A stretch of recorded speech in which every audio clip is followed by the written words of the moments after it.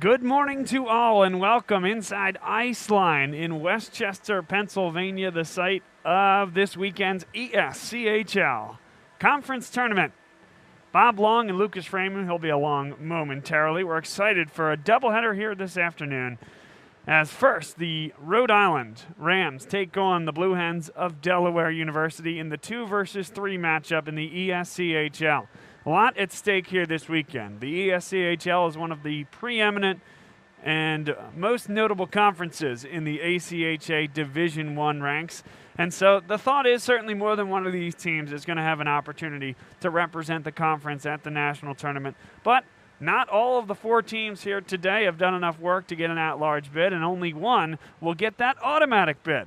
So the teams here this weekend, we mentioned URI taking on Delaware here this morning, and then at 2 o'clock, it'll be the Drexel Dragons, winner of a play-in game just last night. Puck dropped around 9 o'clock p.m. Now they have to come back quickly after a 5-4 emotional victory over NYU and take on none other than the conference number 1, the undisputed regular season champ, Stony Brook. It's going to be a heck of a day here. We'll be alongside for the entirety of it. You are watching the ESCHL Conference Tournament here on Bob Long Sports. Stay with us. We'll be right back.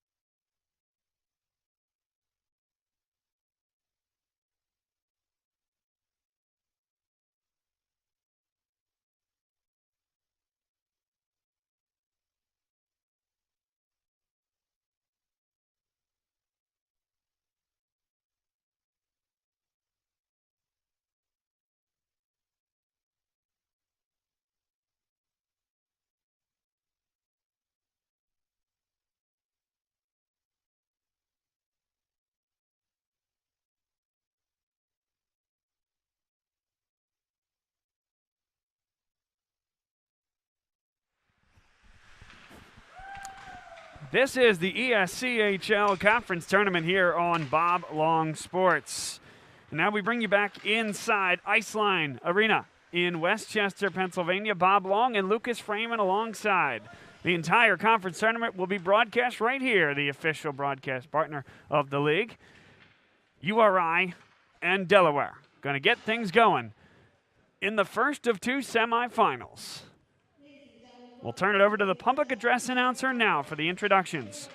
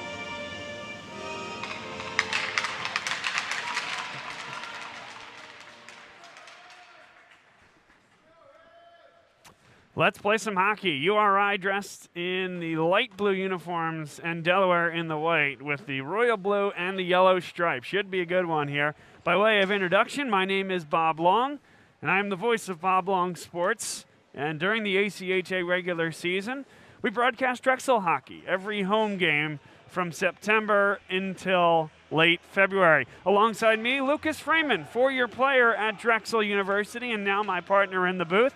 He was very, very good at both, but I'm a little partial. He's an excellent broadcaster. Lucas, great to have you alongside. Great to be here, Bob. Looking forward to a great day, great weekend of hockey here. We kick it off with this first semifinal between the number 2 seeded Delaware Blue Hens and number 3, University of Rhode Island. Looking forward to a good one here. Lucas pulling double duty on camera here as well, and we'll mix that up over the course of the day. Excited to be here. The starters, Andrew Ide for Rhode Island. Thomas Fagan at left wing, Griffin Long at right wing, Jake DeRocher, defenseman, Logan Clavitt, defenseman, and in net is the Rookie of the Year in the ESCHL, Curtis Briggs. Sidoriak gets the start for Delaware. Meckel gets the start. Emmerich as well. And Sidoriak going to get to it back behind the net. Jay Luce out there in the starting lineup for Delaware. And in net, we've seen him a couple times. Corbin Gustafson, he and Briggs. Wow, what a matchup in between the pipes here this afternoon. Yeah, definitely looking forward. Good matchup in between the pipes, and also early chance there possibly didn't develop for Delaware. Now URI comes back the other way. Dennis Engelson sends it right across. That was a good look for number 22, Luke Judge. And this one goes up and out of play, less than a minute into the hockey game. A great chance, led by Engelson, the left-handed stick of Rhode Island. We mentioned it at the jump. URI in the light blue uniforms and Delaware dressed in the whites. Iceline does a lot in terms of high school hockey, college hockey. Westchester plays here, a former foe of Drexel University who will play later this afternoon. And the Junior Flyers see their logo at center ice as this one bounds all the way down, a race to the dot, and they wave off the icing. So you see here's flips up and into the netting. Joe Augustine, Lucas, wasn't thrilled about that one. He's the coach of the year, a 32nd year man. Yeah, as I was just about to say that, he is certainly not happy with that call. And, you know, again, to remind our viewers, it is a race to the dot, not necessarily a race to the puck there. So Coach Augustine clearly thinking his man won the race to the dot. the linesman disagreed, and because of this, we'll have an offensive zone draw for Delaware. Luke Judge has it, rips it off the boards. It'll get into the neutral zone. And Judge will come back onto the puck, force it into the offensive zone. Flicked up, that'll get back into the neutral zone. And Jonathan Shaw sends it deep. A quick change as Judge goes to the bench for URI. At the red line, this will be chucked deep by number 5, Mike Costello, who just came off the bench. Deep to get it is Andrew Marciniak for Delaware. One more touch from Colin Emmerich, gets it to the red line, but no further. And a scramble for possession on the near side boards. Costello plays this across to his fellow defenseman, Dimitri Forend. Forend, one touch, gets it into the offensive zone and shoveled right back out. There's really that one early offensive chance as Cudd brings this on for URI. Great move, can't get it back onto the forehand. And Delaware able to flick it up and back out of trouble. This one played all the way down. It will be an icing. No, they waved that off. Wow, it's 17-26. Yeah, and now Delaware comes forward. And yeah, one going each way, I think there. Obviously, Delaware not happy with that non-icing call. URI not happy with the early non-icing on their side. So we play on. Yep. Long shot. Good job there by Briggs. I don't think that Luppy ever got a touch on it. Ryan Luppy, number 17. Now we do get our first icing whistle at 17:02 to play in the first period. Yeah, as we get our first icing here. So far, good matchup between these two teams. Pretty even. No real chances to speak of one way or the other, but just getting their feet into this game here.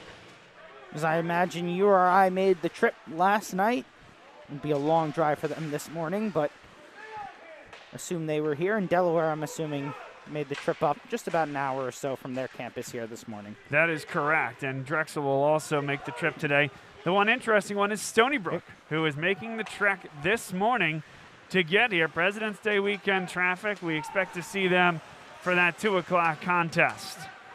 Now URI has to regroup a bit, and they give away the puck. Opportunity for Delaware. 3-on-2. Sidoriak and didn't feed that to his teammate, but a giveaway. And URI can't clear the puck. Delaware will get a look at it, but Luce decided to pass it, just was trying to shovel it towards that corner rather than taking the shot. And URI wins the race down the ice, couldn't get it onto the forehand of Thomas Fagan.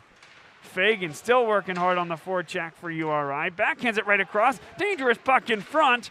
Back to the point it comes. Shot blocked by Delaware. Well done on the defensive end. Ide plays down below the goal line. They shove away at it in front, and Fagan hit hard as that one went wide. A deflected puck. Now a wrister. Beg your pardon, a slap shot that was blocked before it got to the net. And Delaware coming back the other way, licking their wounds a little bit, but seeing if they can take an odd-man rush. Guido takes the shot, save made easily by Briggs, and carefully displaced to the corner to prevent a big rebound. Fagan. Now URI with some numbers. Send it right across the crease, and there's going to be a penalty called on Delaware. First special teams opportunity of the morning. Yeah, as we'll see there, I think we're going to get maybe an interference or a slash across the face of the net here. Looks like it will be a hook, actually. Either way, the Delaware player certainly getting in the way of that URI rush and will earn a penalty for his efforts.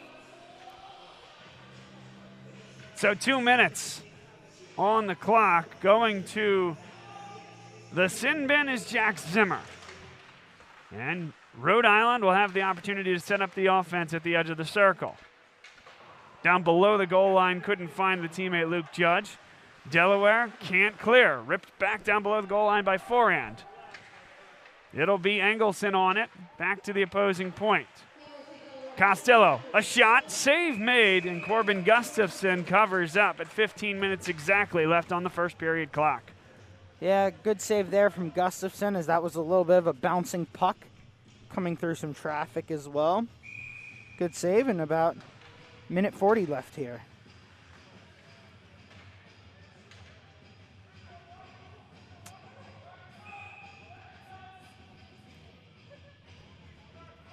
Both of these teams all year have been chasing Stony Brook at the top of the standings.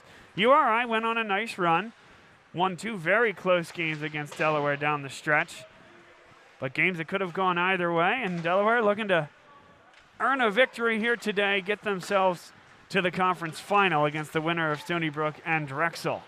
Yeah, and certainly, you know, those games help in the national rankings and in both of these teams' bids to try and get to that national tournament. I think whichever team wins this matchup here today will take a big step probably towards that, and we'll have to see where everything falls out and where the rankings go. But definitely on both of these teams' mind is getting through this one here today and trying to keep their seasons alive. Shaw plays that down for Griffin Long. Shaw, one-time slapper right in front. Gustafson got a touch. There was a tip as well. Kept it out of the back of the net. Now Shaw, good move to get to the top of the circle. Wrister was high and wide on the far side. Now Sidoriak trying desperately to get a clearance. That one rubbed up against a stick that's now broken and lying on the ice. And Delaware will get it on to the forehand, chip it all the way deep.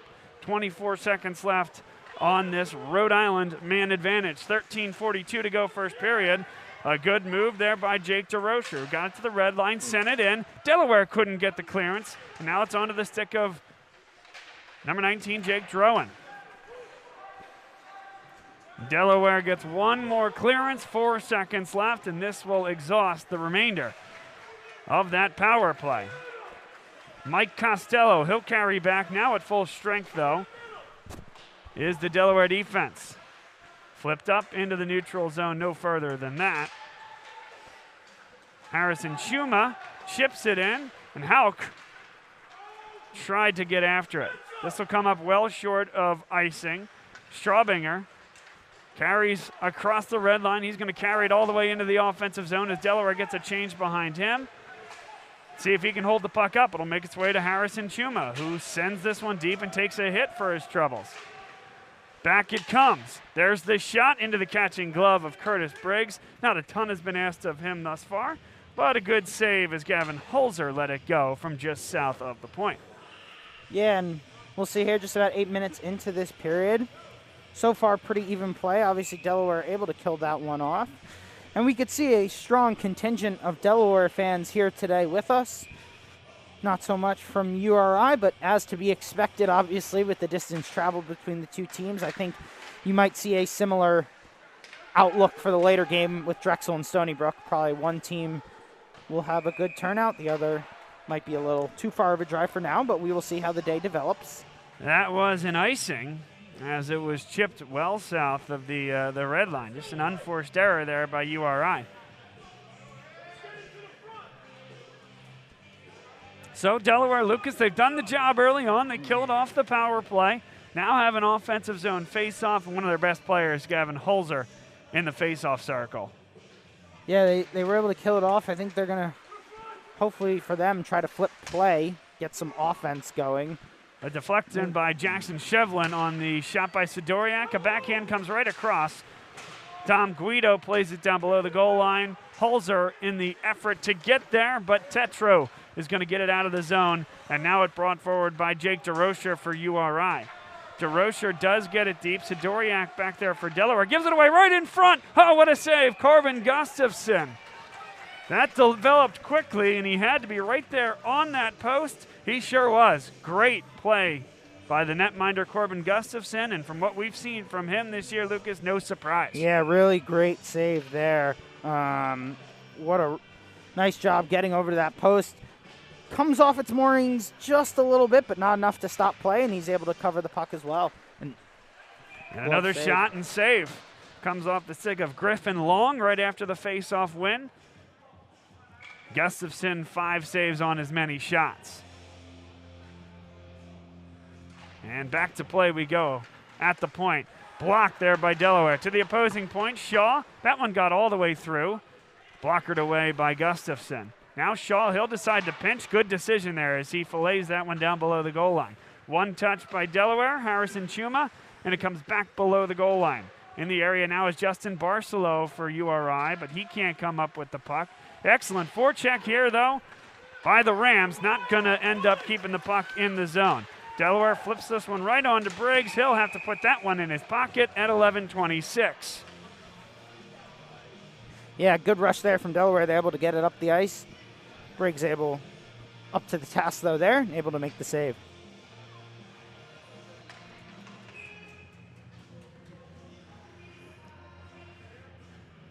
Delaware in white with the yellow and royal blue stripes. URI in the light blue with the black and the white stripes. Back to the point it comes. Kept in by Marciniak. Shot redirected there. Nice job by Corbin. Big net Curtis Briggs. Got Corbin and Curtis in net. And two fantastic netminders at the top of their respective games. Yep. Delaware, everybody gets a touch, and now they'll chase it in the zone. Really good goalie battle here today, as I'm sure as we've talked about. It's going to be hard to beat either one of these two goalies, so we'll see what type of offense both teams can create here today. URI comes onto the puck, Luke Judge, and it's flipped into the center of the ice. Marciniak, but instead it's going to be Judge coming onto the puck. A flick high by Delaware defensively, got to the point but not out. Judge along the near side boards, and Delaware, he'll come up with it, flick it down the ice. As Emmerich got a touch, he'll go to the bench along with three other Blue Hens. Winding and firing into the catching glove of Corbin Gustafson, and a stoppage at 10:25. Yeah, is that one pretty simple for Gustafson. As we're talking about, it's going to take a lot to beat either of these goalies here today, so going to need a little bit better than that, maybe a screen to get that one through. And a face-off won by URI, deflected up and into the netting immediately after the shot by Alex Cudd. And we'll have another face-off right from the same spot here.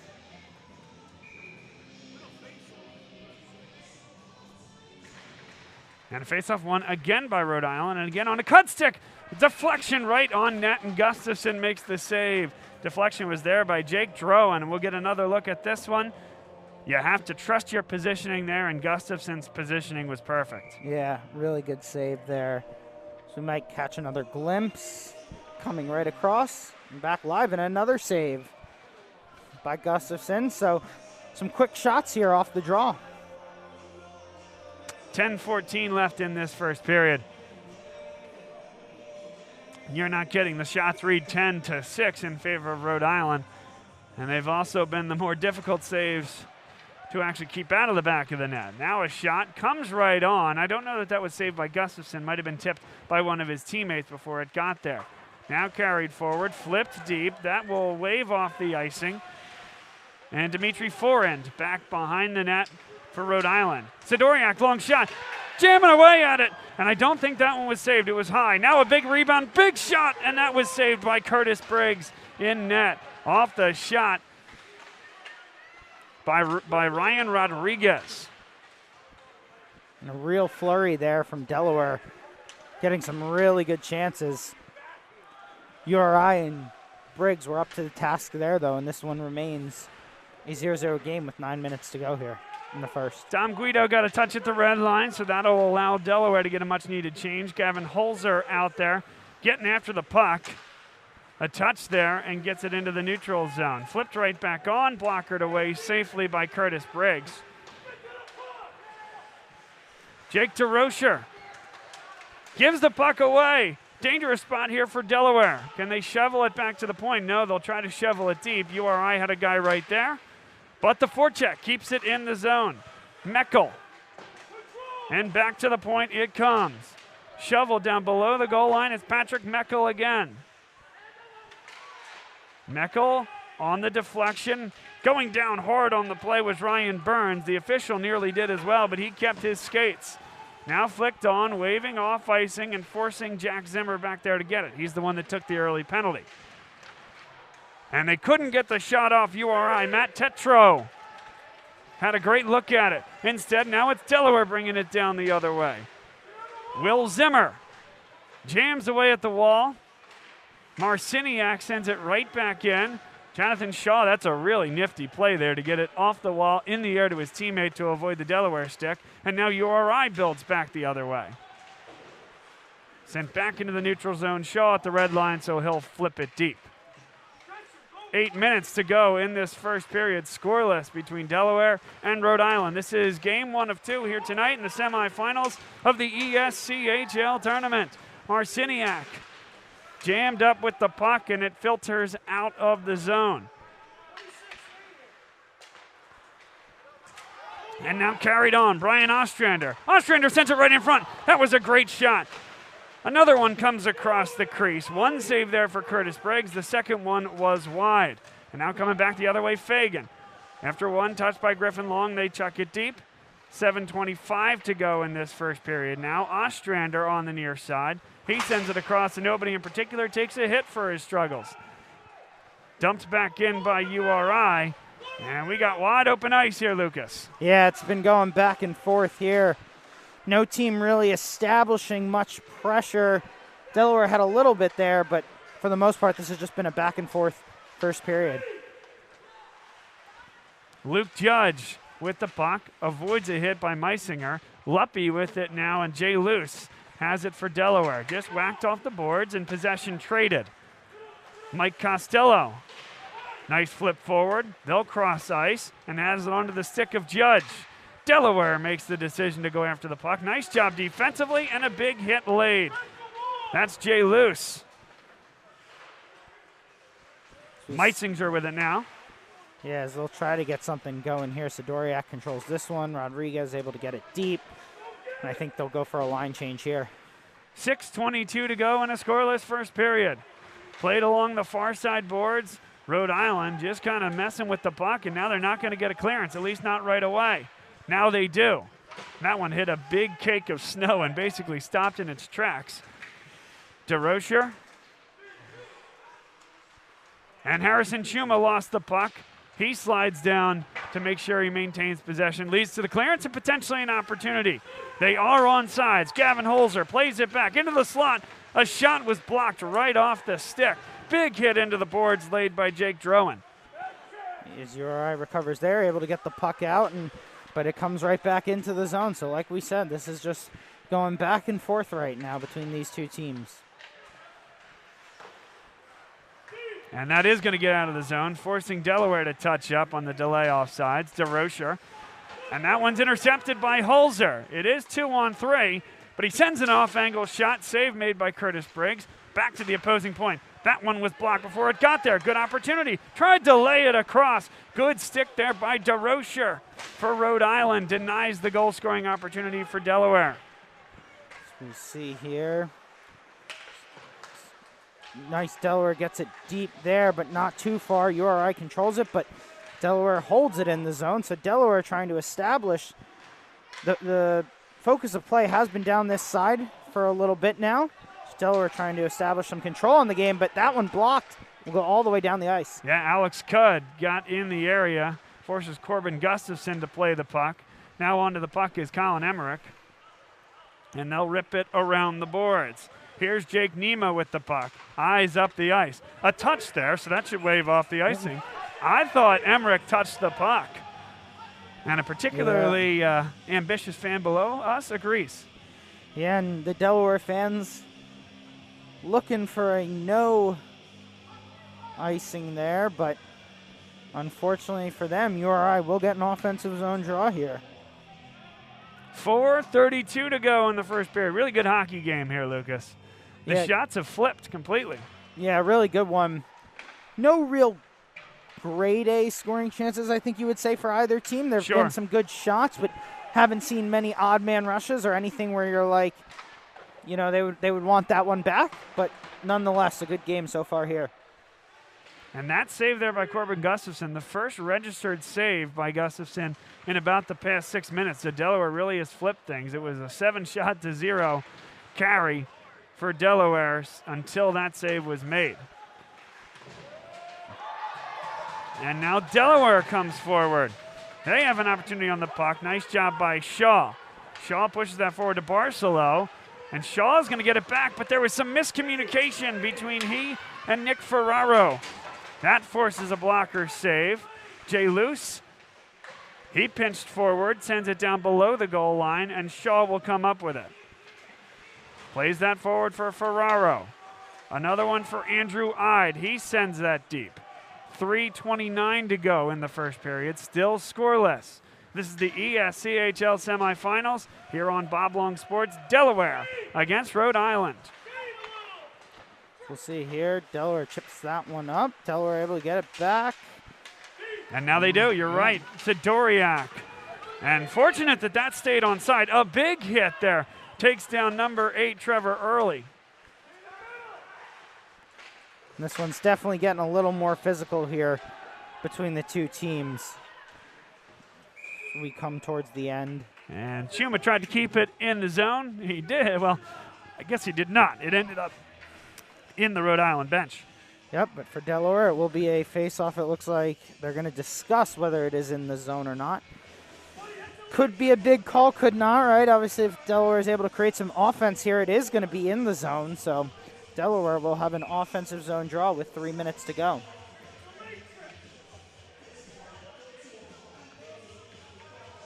Gavin Holzer to take the face-off.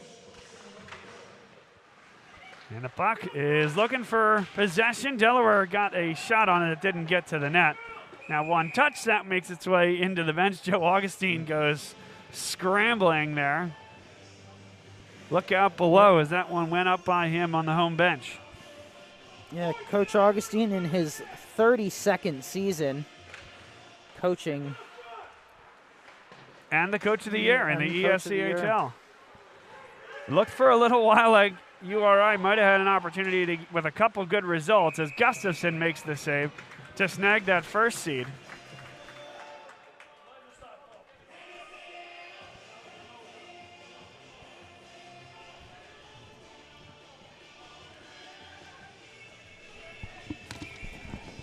I'm trying to get a stop.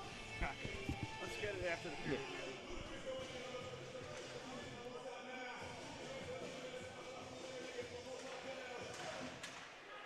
As we go here, Delaware wins the faceoff. And they're able to break this one out. And URI with the puck on their stick. To the red line, they'll send it deep on 3 hops. Gustafson able to get rid of that one. And this one will go all the way down. Icing is the call at 2:13. Yeah, 2:13 left here.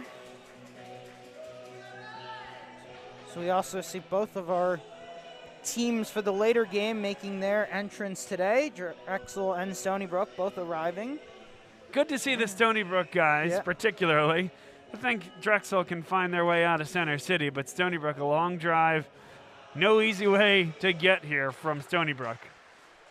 Certainly not, and both teams will now have the next 2 periods of hockey, I guess, to get warm, get ready. So they'll take this game in. 2 minutes left in this first period. It comes down and back all the way to DeRocher, flipped out by Delaware, and they'll carry this into the offensive zone. Whipped that one across. Briggs got a touch, and Alex Cudd comes into one on the near side. Ryan Rodriguez, and Holzer's going to get there. He'll pull it out of the zone, the alternate captain for Delaware. He'll gain the red line, flick it on. He's going to go after it again, taken down on the play, trying to elicit a trip call that did not come. And Patrick Meckel working hard as URI displaces the puck.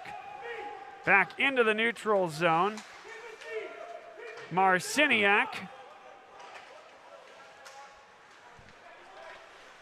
And Delaware thought about keeping it in the zone. It kind of clicked off 2 skates for Meckel. And now URI able to get it deep enough for a change. 1:07 to go first period. This one flicked all the way deep. On it first, Justin Barcelo. Up the far side they come. Cross-ice pass and an opportunity. Nick Ferraro. Good numbers back for Delaware. It's going to come back to the point. Shaw shot. Big rebound off the backboards, and Delaware is there to flick it up and out of the zone. 45 seconds left here in this first period. Still scoreless as mentioned. Shots are even as well at 13 apiece. Back behind the net.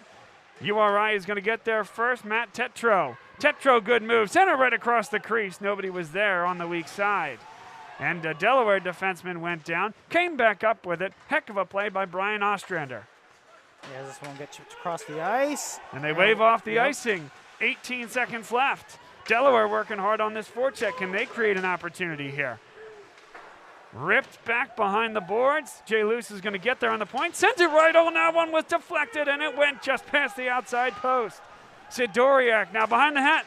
Sent it right in front. Final 1 second, and that is going to be the end of a back and forth and entertaining first period. Lucas, your thoughts on what we saw through 20 minutes?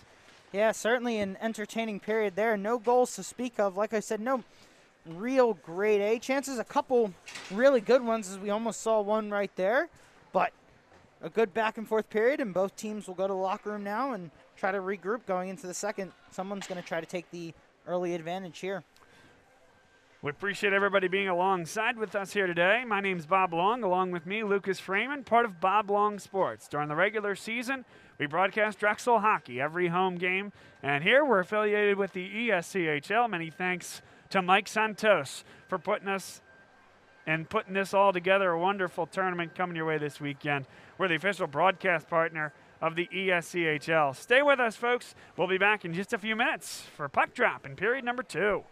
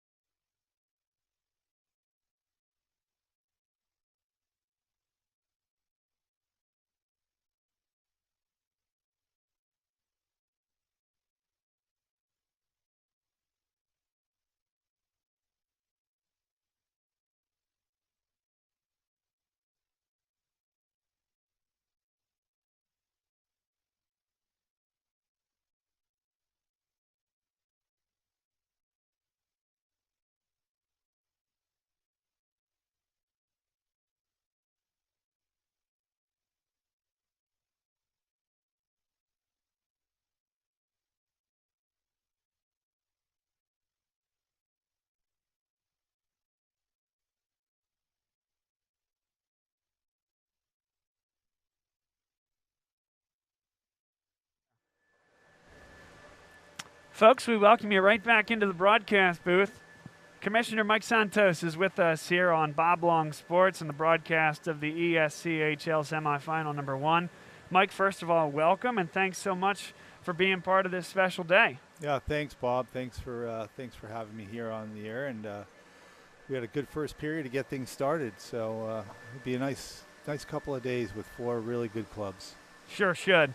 We want to hear a little bit more about the ESCHL. Great conference. You guys welcomed a new member this year in Drexel, a team that we know well here at Bob Long Sports. How has it been over the past couple of years? I'm sure it's been crazy, but how have you guys kind of kept your heads on straight with everything going on in the world? Well, this is my first year with the league, so it's been an interesting year. I mean, we of course had the Omicron variant, which caused some problems not only for us but for all leagues at every level, and but our schools and the league did a good job of communicating and making sure that that we adhered to the protocol that was different from facility to facility. Some teams lost some games. One team, unfortunately, NYU, lost a significant number of games this year, but everybody finished the season, and we came through it, and now we're here ready to go. Hopefully next year we can get in a full season for the first time in a couple of years.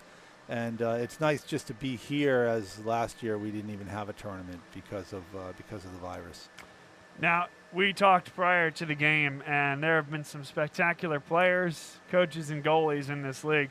3 of them were honored with all-conference honors. The Player of the Year, Brandon Pepe from Stony Brook, enough said. He's unbelievable every time we've seen him on the ice. Curtis Briggs was the Rookie of the Year for URI. You saw the type of work he did in this first period alone.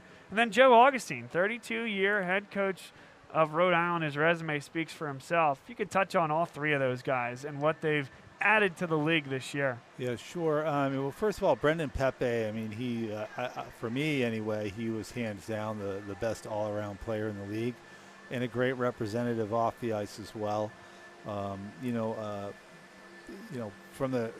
From his position, points, no problem. But more, I think, leadership that he provides for that team. I mean, they had the best record in the league, and he had, a lot to do with it. I'd be interested to see how well he plays here this weekend. They're coming in here ready to go. Yeah, no doubt about it. As for Curtis Briggs, it's not too often that you get a Rookie of the Year that's a goalie, but he's been fantastic all year. Very close between him and another goalie from Stony Brook, Mazikoff, but the coaches voted Briggs. He had a couple more shutouts, I know, and actually posted 2 really big wins against Delaware about a month ago. That's right. One which was a shutout, and he's really a difference maker for them, and a guy that they expect to have between the pipes for the next 3 years. Yeah, and then Joe, I mean, my goodness, what a resume. Yeah, really. I mean, Joe, I guess you'd call him the dean of coaches in this league. I mean, he really is very helpful, not only to me, but to all the other coaches in the league. He's so experienced, and has been in this league since its beginnings in 2007, 2008. Always a guy that you can rely on for advice or to answer a question, particularly when it comes to things like protocol or the history of the league. So all 3 of those very deserving, and tomorrow we'll name our all-league team. That's great. Well, speaking of deserving, you have 4 very excellent and deserving teams. They're going to play here this weekend. Stony Brook, Rhode Island, Delaware, and Drexel. NYU played last night in the playing game. Only one of these teams is going to win the title this weekend, but there's a national tournament, and there are at-large bids up for grabs. So I'm not asking you to make a case per se, but when you look at the national tournament and what may come next, how do you see? You're going to get 1 auto bid. What do you think can happen beyond that? Well, I would think that just based on their position right now and their record during the regular seasons, that Stony Brook would, regardless of what happens this weekend, would have the opportunity to get a bid to the tournament. At least that's what you would think. They certainly deserve it. I believe, of course, that both of the teams that you're playing right now, Delaware and Rhode Island, deserve one of the 20 bids as well. We'll see. That's why this game means so much, because the team that loses this game is probably going to be really on the bubble. The team that wins it, I'd be very surprised, regardless if they win the championship or not, if that team doesn't get a bid as well. But this is what makes fun. This is what makes tournaments fun, right? I mean, we talk about the NCAA basketball tournament. Anything can happen. I mean, Drexel could come in here, put a couple of games together, and then I'd be out there fighting for all 4. Right, absolutely. To get a bid. So the winner of this tournament is definitely going to get a bid. I think Stony Brook, regardless if they win it, will get a bid. And hopefully we get a couple more. It'd be pretty remarkable for this conference to have 4 teams make the national tournament out of a 6-team league. Sure would. But stranger things have happened. Yeah, and this is the type of league that it can happen in. Such depth of talent. I know, talking to the Drexel coaches, they wanted to make this move to the league for that reason. Challenge themselves. They were in a 1 big bid league every year. They were fortunate to get that bid 4 straight years, and an opportunity to kind of elevate that program a bit more. Of course, there are challenges when you go and play teams like Stony Brook, Rhode Island, Delaware every day, but I can tell you from the perspective of the folks that we broadcast all the regular season games for, they've loved the move and loved working with you. This is a wonderful venue to host a conference tournament, and I can only think of of a couple of great games coming our way as great appetizer for what's going to come our way tomorrow. Yeah, I'm real interested to see how this next game goes as well, just because you've got Drexel, who played last night. Sometimes that can be a disadvantage, but sometimes it can be an advantage, especially when you've got a team like Stony Brook, who's coming in off the road, a long bus ride, here to play today. They didn't come in last night. Sometimes they can get out there with those bus legs, and Drexel could catch them. So it's going to be fun. I don't know what to predict here. Yeah. I really don't, and that's what makes it so great. It's been an interesting series this year, because you look at the vast majority of the games that Stony Brook and Drexel played, and the goal differential was crazy. But one of the only teams to beat Stony Brook this year was Drexel on their home ice, so a day after getting blown out. And so, again, like you said, 60 minutes of hockey, anything can happen. Yeah, no, and I think that's going to be interesting. I just hope this game doesn't go too long. I could see this one going a couple of overtimes, and they'll be sitting in the locker room, the next 2 teams, Yeah, remind us, is that like NHL playoff rules? Yeah, go until you score? It's 5-on-5, sudden death overtime. Whoever scores first wins. So that's that's the way it's going to be. And I've had this funny feeling all week we're going to see one or maybe even a couple of those games here this weekend, because the competition is tight. I mean, I know Stony Brook has the best record, but interestingly enough, they lost at least once to all the other teams in this tournament. So yep. Oh, it should be a fun weekend. We really appreciate you coming in the booth and doing this, Mike. Great to see you. Thanks, Bob, and thanks for doing this for the league.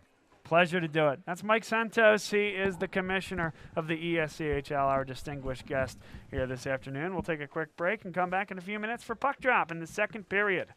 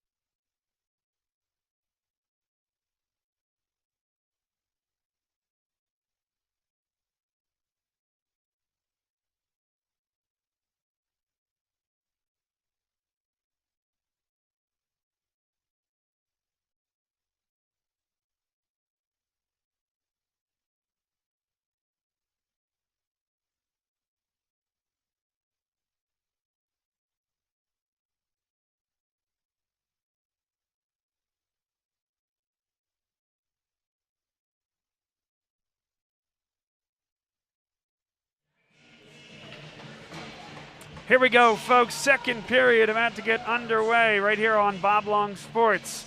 Bob Long, Lucas Freeman, your broadcast team for the ESCHL semifinal. Rhode Island in the light blue, Delaware in white. A scoreless first period brings us to here. The beginning of the second, 14 shots for Rhode Island, 13 for Delaware. Delaware tries to lay it across. Good defense there. That was Logan Clavitt for Rhode Island. Delaware's going to keep this in the zone momentarily. Now Rhode Island brings it forward. Opportunity for a quick rush. The pass was a little bit behind the intended target, Griffin Long. Long's going to get it back, and they're offside on the touch, right below us. Almost a quick start there for Delaware as they were able to almost get an odd man rush there. I think URI did just enough to defend that one, but quick start here for that team.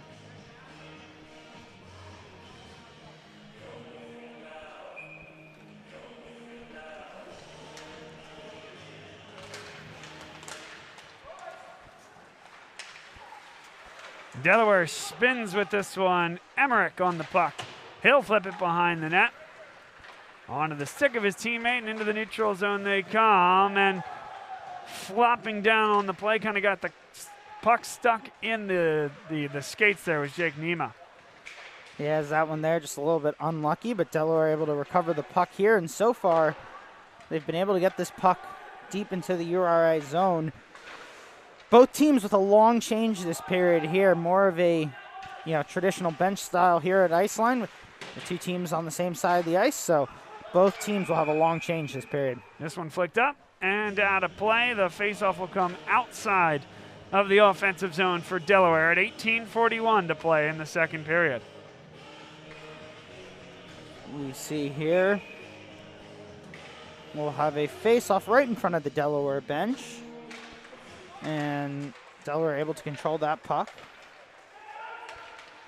A shot, save made, big rebound in the second one, saved by Briggs on the backhand from number 11, Patrick Meckel. Yeah, really good save by Briggs there, as we've talked about two really good goalies here in this game today. So it is definitely going to be a goalie duel, and it is turning out to be that way so far.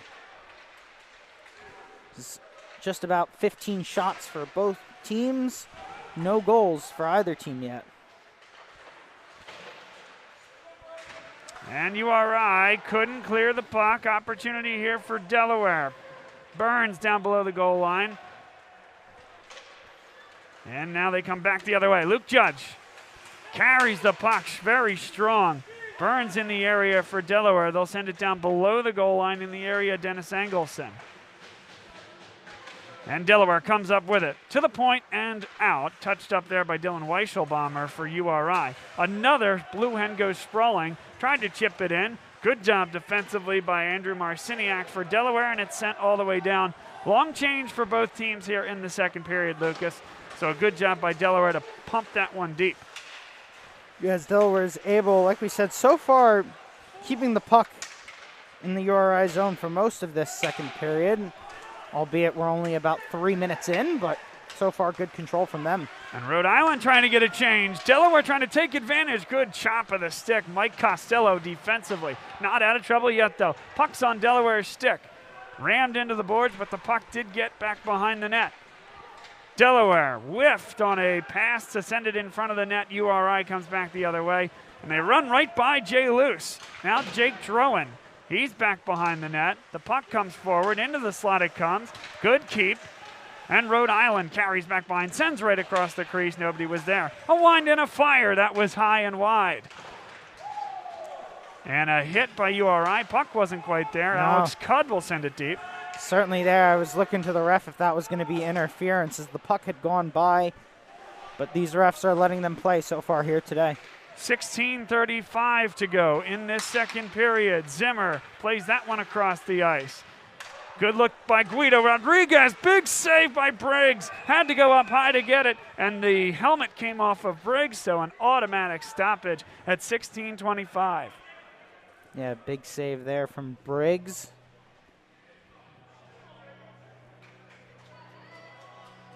And he'll now readjust his helmet. And the faceoff will be to his right.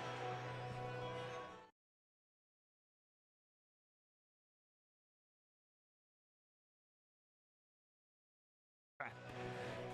16:25 to go, second period. Bob Long, Lucas Freeman. Zimmer, shot. It was deflected before it got to the net. URI has it back behind their net. Clavitt, but now Delaware got it right in front. A shot just wide on the glove side. A backhand. Does get it back behind the net. Good blocker there as they tried to pass it in front, and then Briggs does it with the opposing hand, this time gloving it. Yeah, good save from Briggs there as he's able to keep the puck out of the net. We are about 4 minutes into this second period here.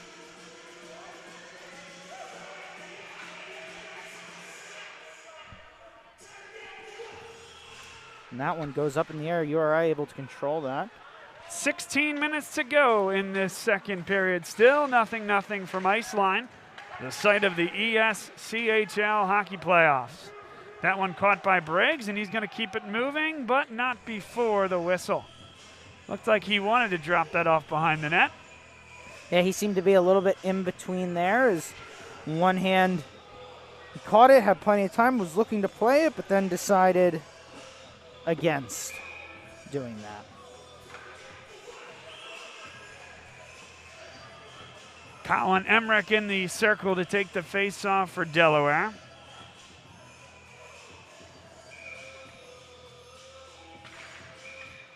And we'll do it again. Do it again here. Andrew Ide is on the URI side. And Ide won the face-off. Sent back below the goal line. Forecheck here for Delaware is going to produce an opportunity. Back behind the net. Blue Hen sends it across into the middle. Couldn't find the intended target. Good job, though, by Ostrander. Kept it in for just a moment, and Ostrander's going to get it back. Flips this one forward. Sending into the zone for Emmerich on the chase. Emmerich onto the forehand. Couldn't get the shot off. And URI has an odd man rush. It's 2-on-1. Griffin Long shoots, scores on the rebound. Gustafson got the first save, not the second, as Griffin Long puts it in the back of the net. And we have broken the ice here at Iceline. Gets the initial, just can't get the glove on it. Obviously trying to catch it there, not trying to have a rebound. Rebound comes out. And that's in the back of the net, and a 1-0 lead here for URI with 15 minutes to go in the second period. The way this game is going, you could see that being a very, very important goal. We have a, as we've said, a goaltender's duel on our hands between the two teams. Two of the best that the league has to offer.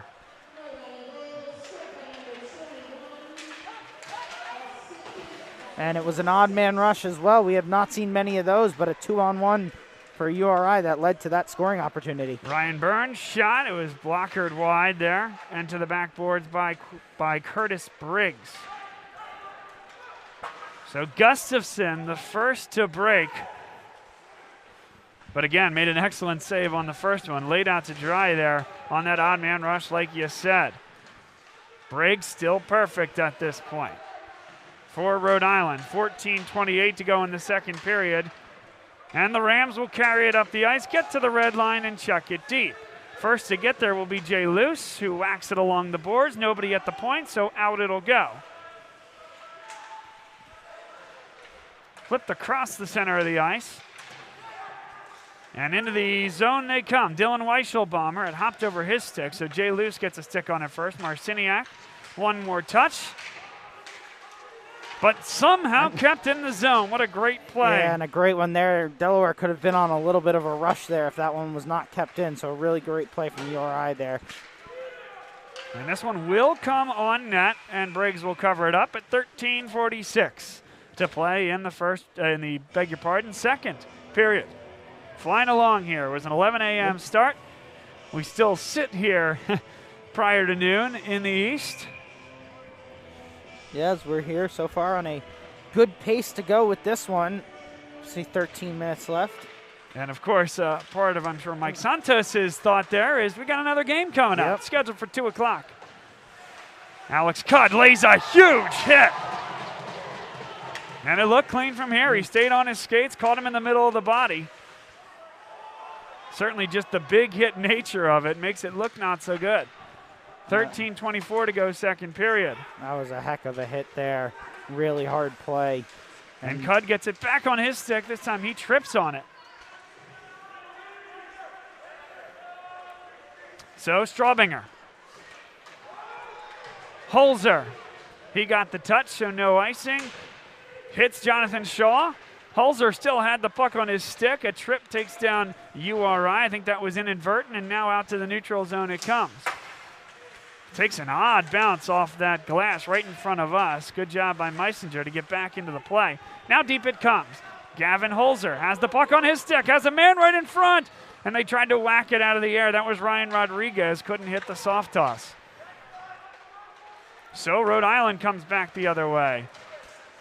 Good stick in there defensively by Marciniak, so that forces Rhode Island to send it deep and get a change. Get your changes when you can here in the second period. Both teams on the long change. Now a shot from the point, save made there. Gustafson.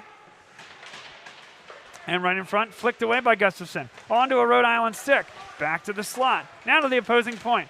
One shot to that opposite dot, and they couldn't control the pass. It had some pace on it, Lucas. Yeah, that one definitely a little bit of a shot pass there, trying to get it towards the net, as Uri is able to now get this one deep here. And where's the puck? It was right at the feet of one of the Delaware defenders. And again, it finds that same Delaware defender, number 8, Trevor Early.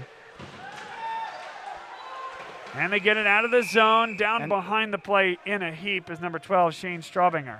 Yeah, and we are going to have a trip here, as we will see on the back side of the play. Yep, so he goes down hard into the boards.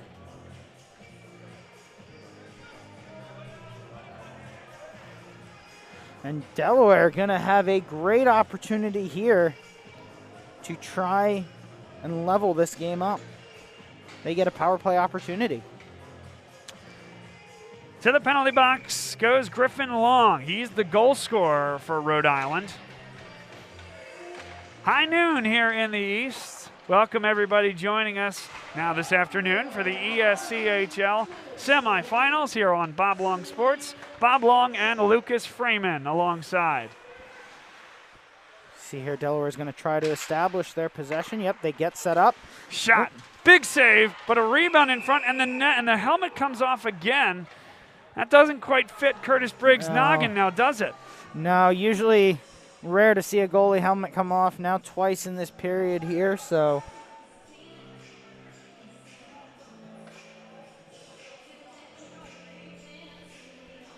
Maybe a little bit of frustration there from that Delaware bench, and I wouldn't blame him. Yeah, a little bit of frustration there. I think the ref is watching Briggs put it back on, making sure everything is maybe fastened, good to go. Looked like there was a stick high up on Briggs there that might have caused it, but nonetheless, here we go.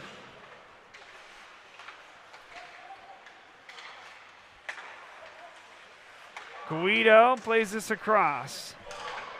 Back to the point, long shot, and it got all the way to Briggs, who made the save. 11:06 to go, second period.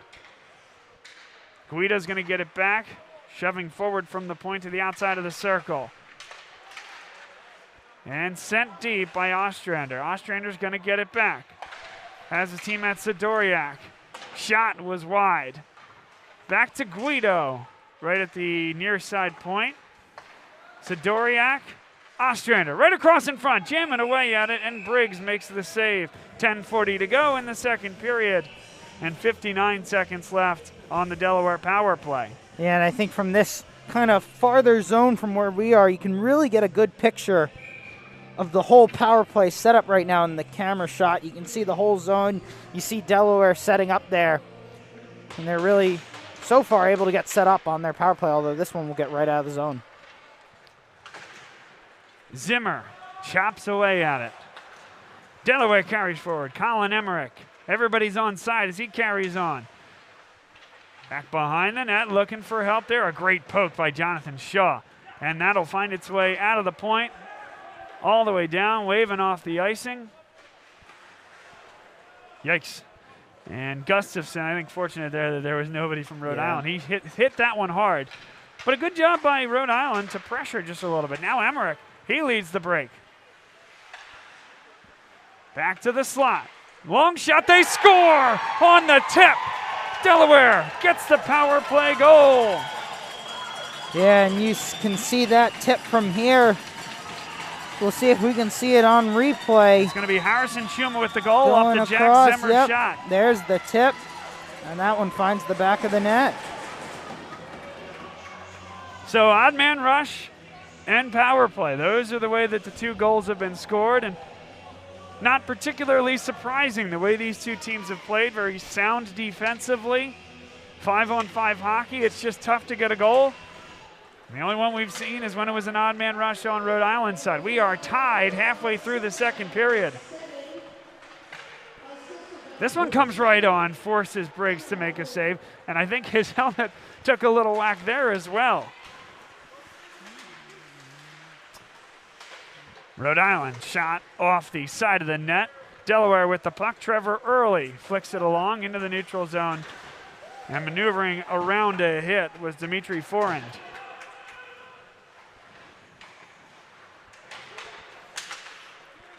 Here's Shane Straubinger playing it forward. Gavin Holzer is there. Everybody's onside. Holzer got it onto his stick at the base of the circle. Sent right across, and it pops up and back behind the net. A huge hit. Takes down Delaware. Very slow to get up. They met in open ice, and you're going to see Delaware take the brunt of this hit. Yeah, the question is that high? Referees are certainly having none of it right now, so they seem to beg to differ. 9:04 to go, first period. We'll stay 5-on-5.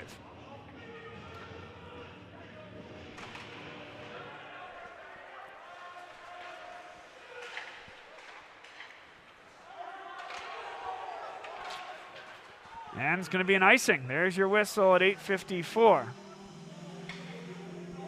So we get an icing call there, and this one will come all the way back down. Reminder that you're watching the ESCHL semifinal, game number 1, here on Bob Long Sports. If you're not familiar with our work, we broadcast hockey for the ACHA during the regular season, specifically for the University of Delaware. My broadcast partner is Lucas Freeman. He is a Drexel alum and a 4-year player. Yeah, we broadcast for Drexel there. For what Delaware, you said Delaware, a little close in yeah. name, but just a little bit of a clarification Drexel. there. So. Too much Delaware talk here today. That's right. Now, they have an excellent broadcaster themselves. We enjoyed meeting him at the Drexel versus Delaware hockey game in Philadelphia this year. Certainly, as we talked about in season, close town rivals, only about an hour or so between campuses, so it was a good matchup there. And we see now this game is back to all square at 1. Glad Both you were teams. here to keep me honest, Lucas. Just need to clarify a little bit there as we, Right in more front, familiar. they jam away at it. The net came off the mooring, but Briggs has it in his glove. Great save. Yeah, and that one there, you could have thought maybe finds the back of the net. It comes around the back. It's a great opportunity. Yep. And they're going to say it's too late of a change here from URI.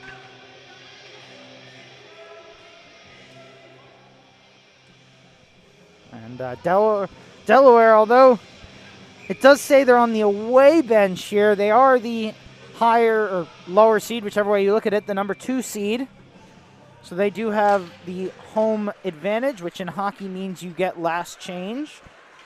So URI will have to keep their same players on the ice, for now at least.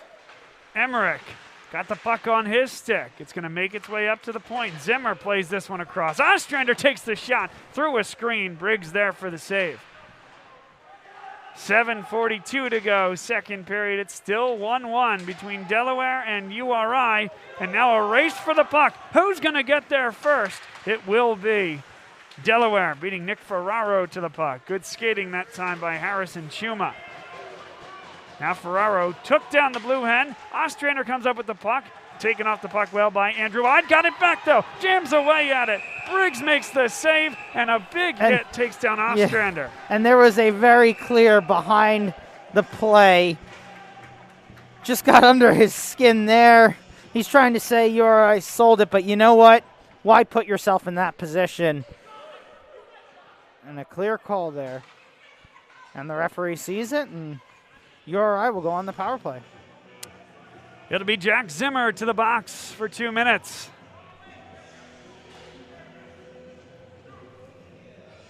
And, sometimes emotions run high, frustrations run high, but as I said, why even put yourself in that position there? They're trying to argue that I missed whose number that was, but that URI sold it a little bit. But nonetheless, like I said, why give them that opportunity where you make that hit behind the play? Puck is clearly not there, and you know what? URI now has a power play opportunity. We'll see what can work here. 7 minutes and 19 seconds on this second period clock. Luke Judge will take the face-off for URI. They've won an outsized number of face-offs, it would appear, here today. But beg your pardon, Delaware. Now you really got me going. Delaware sends this one deep. And a great job to hang on to that puck down below the goal line. Waste some time. URI will carry forward with their first true rush of the power play. Judge taken down hard. Sidoriak. And it's going to be a penalty on the next touch by Delaware. There it is. Let's see if we have enough time to go back and get the replay. Yeah, it's that one. I think they're going to either call an elbow. It looks like an elbow.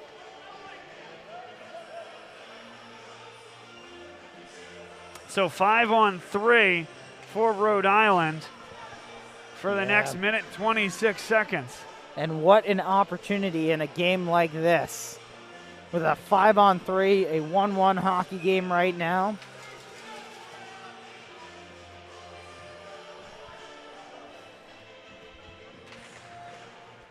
And that one gets out of the zone. Did a great job, Colin Emmerich, just to win the faceoff and fire it down the ice all in one motion. Now here's where it gets real. 5-on-3, and Rhode Island going to be able to set things up. Shaw across the ice for DeRocher. Shaw missed on the far side. DeRocher got it back. These two lefties can really put it in the back of the net. Delaware race to get to the puck. Are they going to be able to get the clearance? They will not. The captain is on it, Griffin Long. Now it's Shaw. Long at the dot. Shaw will wind and fire. Big save by Corbin Gustafson. Wrapped it with the left hand. Gustafson stands tall there, able to make the save. Just about 45 seconds left on the 5-on-3 advantage for URI.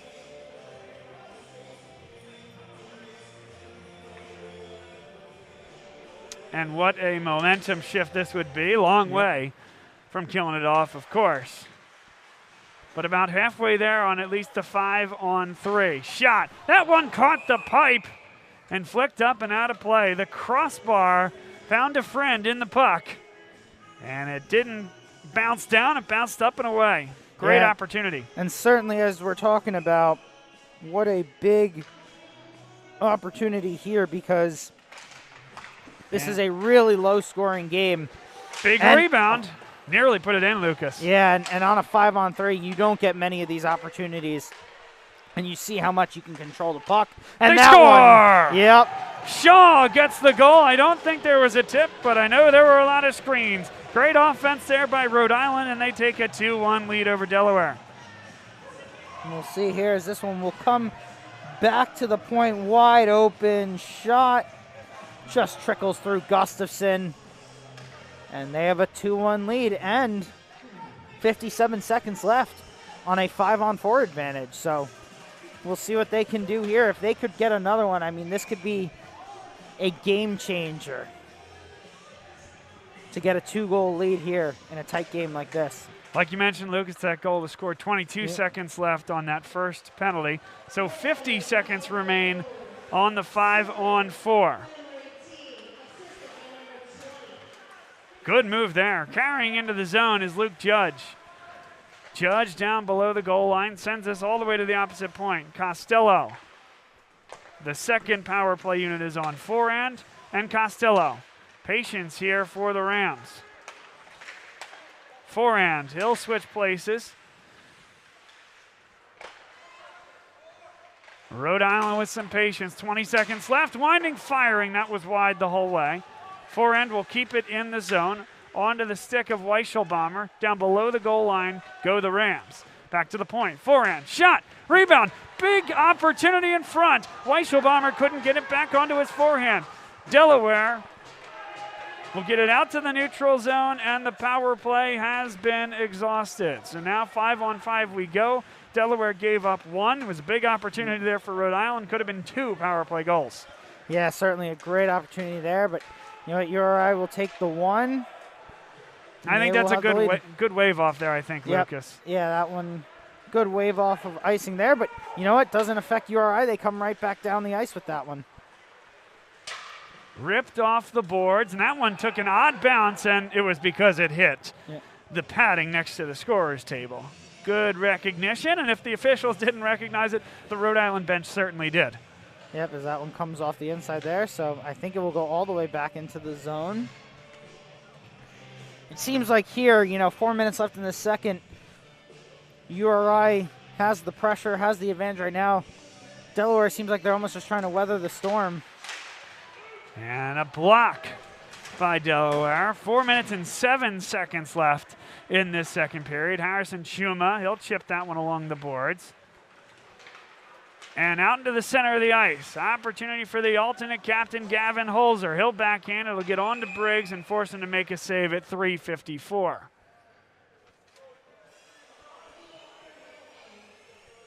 "29 shots registered for Delaware, 22 for Rhode Island. Where it counts, the bigger numbers on the scoreboard, 2 for Rhode Island, 1 for Delaware. We'll see here. Offensive zone draw for Delaware as they try to get a little momentum back into this game. It'll come all the way to the point. Shot by Chuma, and it's saved there. Up, and away. Outside the netting altogether at 3:43. Yeah, big save from Briggs there. He's done a really nice job so far in this game.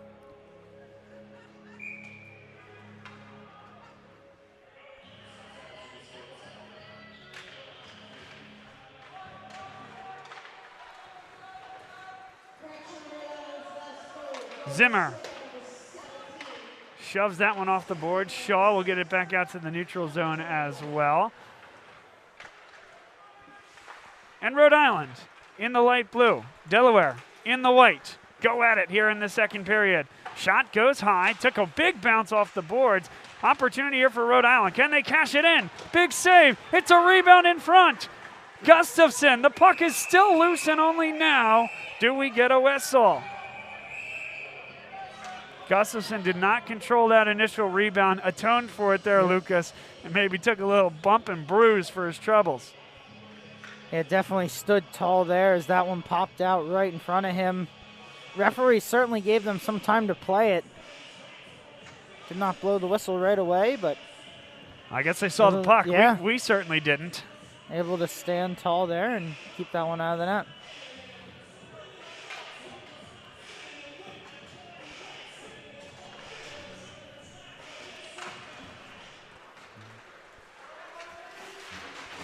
Big hit there by Emmerich. Opportunity here for Rhode Island. Later stages of the second period. Back behind the net. Luce got a touch on it. Sidoriak in the area. They hand fight along the far side boards. And Delaware comes up with it. Hit forward. Could have been an interference there as well. I think that's the thought of the Delaware bench with that little nick where the puck was not anywhere near. And Rhode Island comes back the other way, chipped up at the line and sent deep by Dylan Weichelbaumer. Jay Luce on the puck. Strong skater is Jay Luce. Got it up to Emmerich at center ice. Now they play this one forward. Good move. Opportunity for Nima. He got on the forehand and wristed it just high and wide.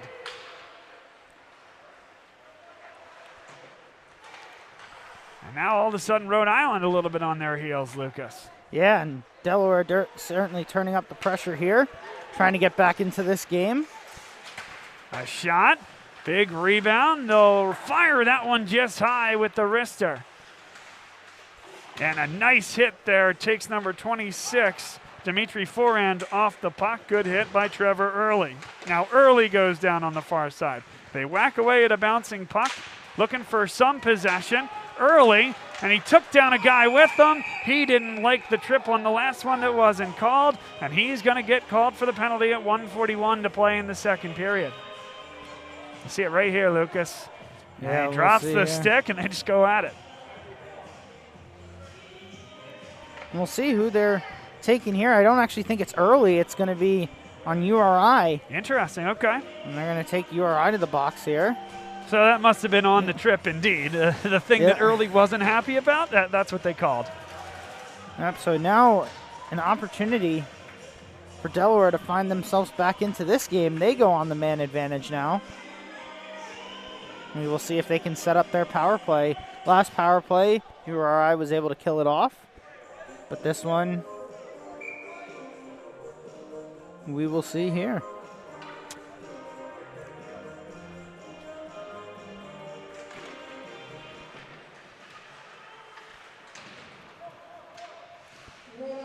And the puck they're trying to get that puck moving, but URI late on it.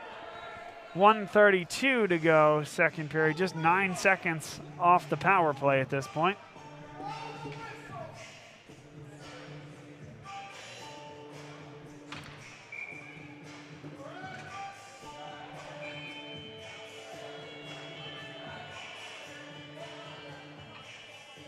And now a conversation occurs between Delaware and Rhode Island on the outside of the circle there.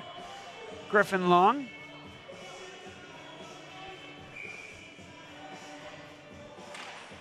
Now we are back to play. Gavin Holzer took the face off, and Delaware's going to have possession. Guido a shot.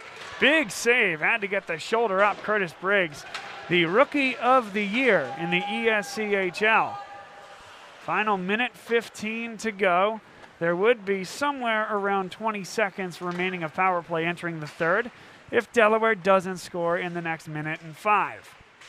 Shot, save, came right in front. URI pops it into the air and it stays in. Ivan Sidoriak brings that one down with the glove. They try to nestle this one below the goal line. Holzer back to Sidoriak, and Sidoriak keeps it moving. Shot, and what do we got? It looked like it was a goal from here. I think that hit the white on the back of the netting. Let's get a look. It's tough to see from that replay, but in live time from here, it looked like a goal, Lucas. We don't have a call yet.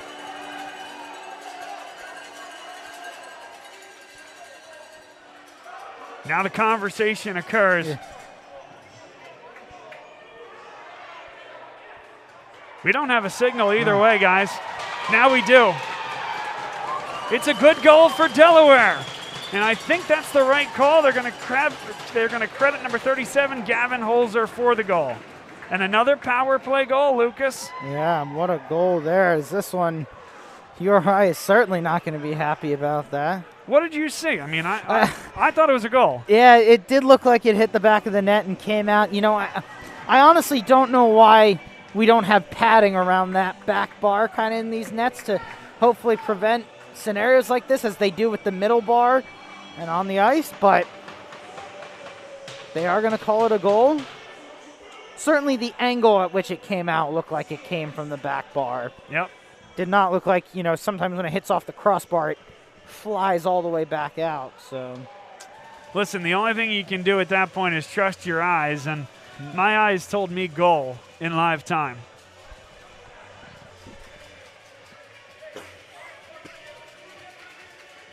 And now a long conversation occurs with Augustine, the head coach of URI, and the officials. Get a close look at that. Yeah, as this one is certainly an extended conversation here.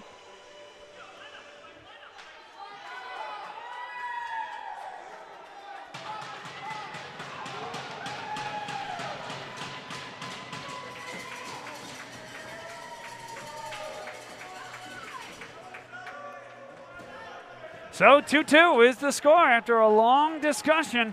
Delaware gets the goal. Gavin Holzer puts it in the back of the net. URI has some question about whether that actually occurred.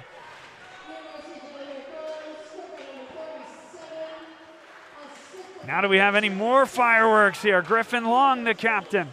He'll chase this one down. Jack Zimmer in the area. Final 30 seconds left in this period. Zimmer gets it on his stick. He'll play it forward, and Delaware is going to be able to get it out of the zone. Well done by Griffin Long to turn on that puck, but it's flipped back by Delaware.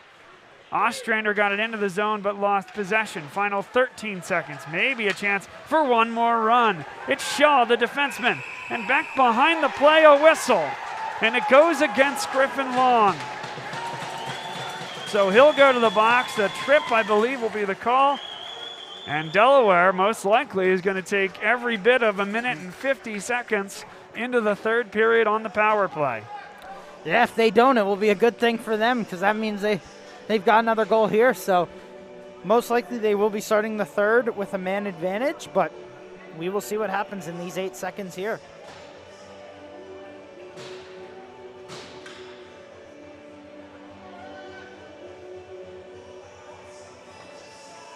Gavin Holzer. Heck of a game for him thus far. Holzer feeds it right in front. How did they keep that one out of the net? What a save. It went in the net, but after the time expired. That's going to be no goal. We'll get another look here. The first save is going to blow your mind. Unbelievable save there. And you're going to see the puck go in, but it's about a second and a half and after. Yeah, and the ref there, no doubt in his mind, he clearly heard that one. So definitely no doubt in his mind as he skated over quickly with the no-goal symbol. What a game and what a flurry in the last 3 minutes by the University of Delaware, the 2 seed in the ESCHL playoffs. Having fun yet, Lucas? My goodness. Yeah, what a way to start this one off here. We will take a break, catch our breath. We'll let you catch yours. Thanks again to Mike Santos, who joined us in between the first and second period. We're going to throw the logo of the league up there, and when that comes off in about 14 minutes, you know it's time for hockey here on Bob Long Sports. Your broadcast team, Bob Long, Lucas Freeman, thrilled to be here providing this service to the league as the official broadcast partner of the ESCHL.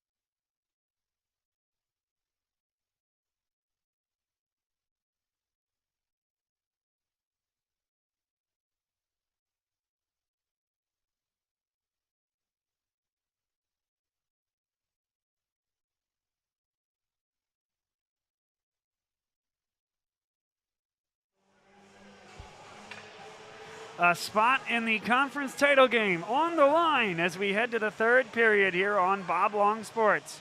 You're joined by Bob Long and Lucas Freeman, your broadcast team here this afternoon for Delaware against Rhode Island. It is tied at 2, and Delaware has 1 minute and 52 seconds left on a 2-minute minor assessed to Rhode Island in the tail end of the second period. So let's do it. Rhode Island in light blue. Delaware is in white, only one. We'll play the winner of Stony Brook and Drexel tomorrow at 1:30 right here on Bob Long Sports. A reminder that we'll be here for all 3 games this weekend. We're excited to do so. Ostrander across the ice. Delaware on this power play, looking to get a look. Guido with a shot. Big save by Curtis Briggs. Back to the point it comes. Sidoriak lays this one down for Ostrander. And Ostrander plays it back for Ryan Rodriguez. That one came all the way through. Save made by Briggs with the pad, and it's sent all the way down the ice. 1:14 to go on the Delaware power play. As we see here, as I get my mic set up there, as Delaware tries to bring it back into the zone now. And get this one almost a really good look for Ostrander there. And back to the point. Sidoriak kept it in. Ostrander, good stick work there.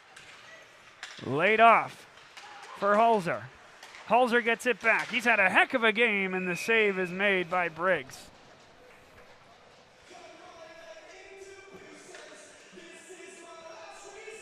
One more look. He's going to carry this all the way to the dot. And a good save. 45 seconds left on the Delaware power play. First minute and change of the third period. There's a shot, came all the way through. Might have been deflected to the backboards. Emmerich drops it off. One-timer. Another one. That one went off the top of the bar. Good opportunities for Delaware. Played down below the goal line. There's a shot. It jams right across the crease. And Rhode Island able to clear it down the ice. 19 seconds left on the Delaware power play, trying to move the puck quickly as Rhode Island gets the change. There's the shot. Big bounce off the backboards. Harrison Schuma had a chance at it, but now Rhode Island will send it, and it'll get all the way down the ice. This will be Marciniak, as we are now back to 5-on-5 hockey. It wasn't by much, but a good job by Rhode Island to keep Delaware off the board. Yeah, and we go back to even strength here in a 2-2 hockey game. So this one's going to be interesting to see it here. Really nothing between these teams here today. They've both had their moments, but not one clearly maintaining possession so far. Alex Cudd takes the shot. That one caught the mask. Up and out of play at 17:38. Yeah, that one there. Good save by Gustafson as he stands tall.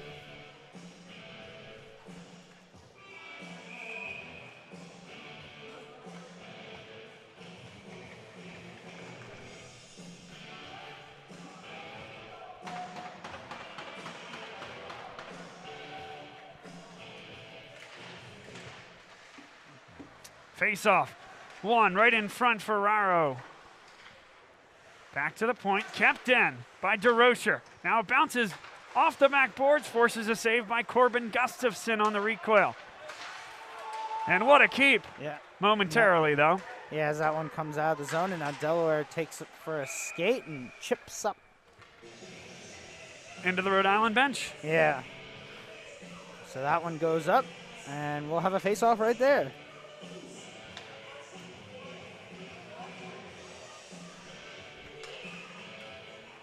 Holzer will take the face-off, opposed by Andrew Ide for Rhode Island. And Rhode Island controlled it. Ide up the center of the ice. Great look. Here's an opportunity. Shot save made by Corbin Gustafson. Up and into the netting off the shot by Thomas Fagan, the left winger. That one goes up into the netting. And we will have a face-off here just 3 minutes into this third period. You know, Bob, in a game like this, obviously tough to predict, but it would seem like that next goal is hugely critical, as I'll say. it is a tight game. This is not a goal-scoring shootout. This has been more of a goaltender duel, so you don't know how many more goals there are left in this game, so obviously that next one, pretty important. And a keep just momentarily by Delaware. Jay Luce can't get the puck. Griffin Long spins it back, takes the shot, save made by Corbin Gustafson, and the net came off the mooring at 16:30.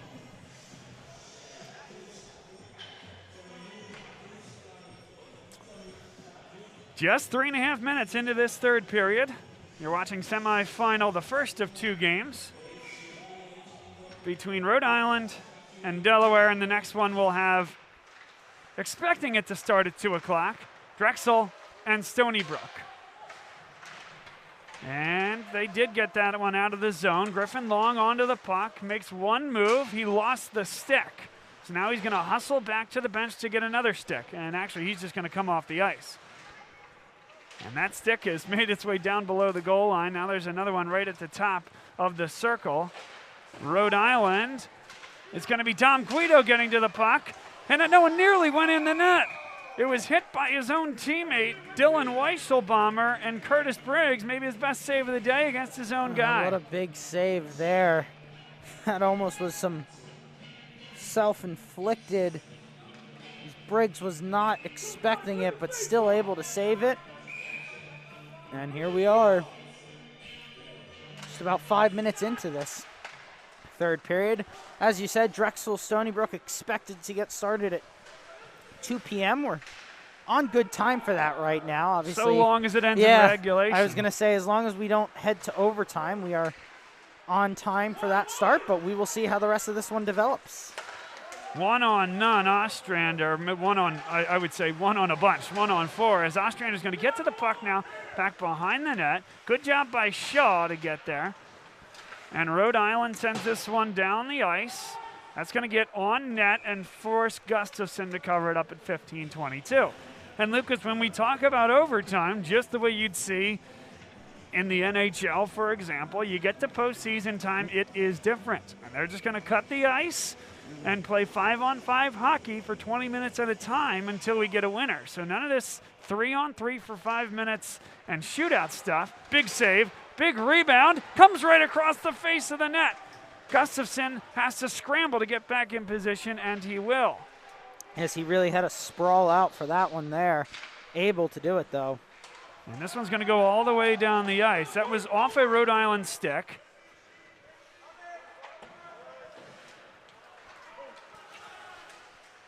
And Burns taking off his skates. Marciniak through traffic, just missed on the blocker side. Rhode Island now looking for a clearance. And they're going to be able to control the puck up the center of the ice.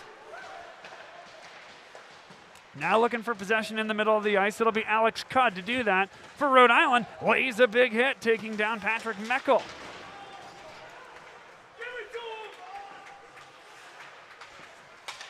And a touch there, nicely done by Houck.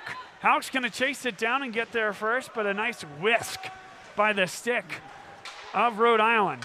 Good numbers back for Delaware, but they'll take the shot anyway, and Corbin Gustafson, after a brief rebound, covers up at 14 minutes and 13 seconds to play in the third. Gustafson there makes the save. This one will come to his left here for an offensive zone draw for URI.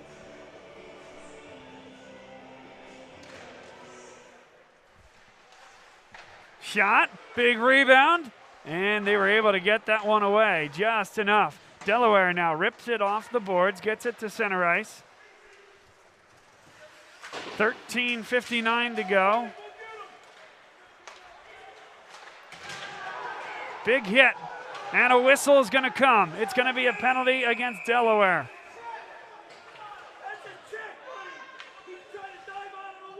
Here's another look. What'd you see there, Lucas?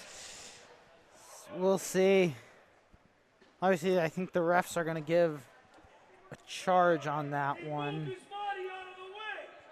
Or a boarding, actually. That looks like it's going to be a boarding. those danger areas when you're about 5 or so feet from the boards.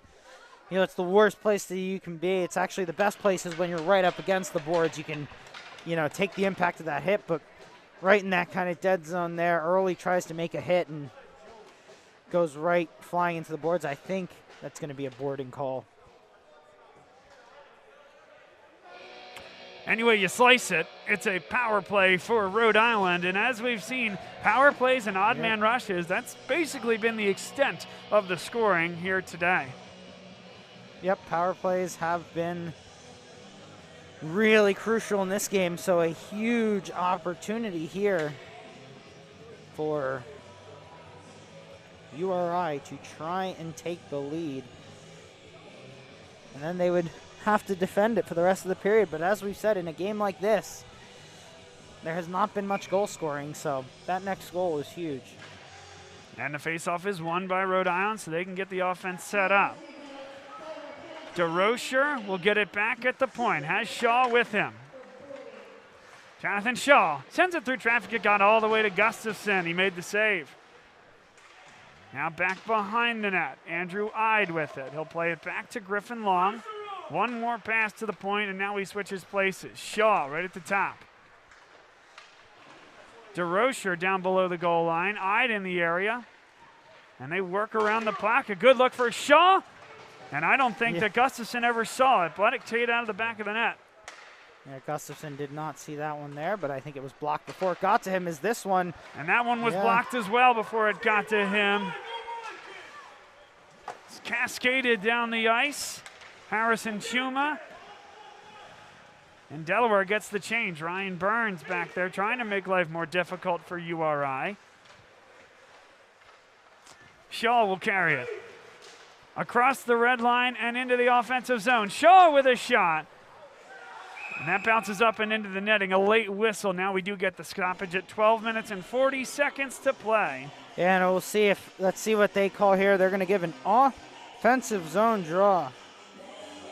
Yeah, no, that hit the netminder. He got the save, and it bounced up and into the netting. That's a good call. 51 seconds left on the power play for Rhode Island. As Trevor Early remains in the penalty box. They whiffed on the shot, and they couldn't get the clearance. An opportunity here as Costello stayed in the play well. Now another giveaway. Costello again is going to keep it in at the point. Plays it across. Tic-tac-toe passing, a shot, save, and cover. Corbin Gustafson.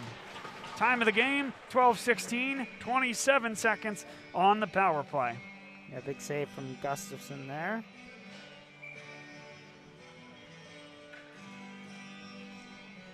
We've called games for both of these teams over the course of the year and have been summarily impressed by both of these netminders. Wind and a shot, that one again up and out of play. Mere seconds coming off the clock, and another offensive zone face-off. They'll switch dots.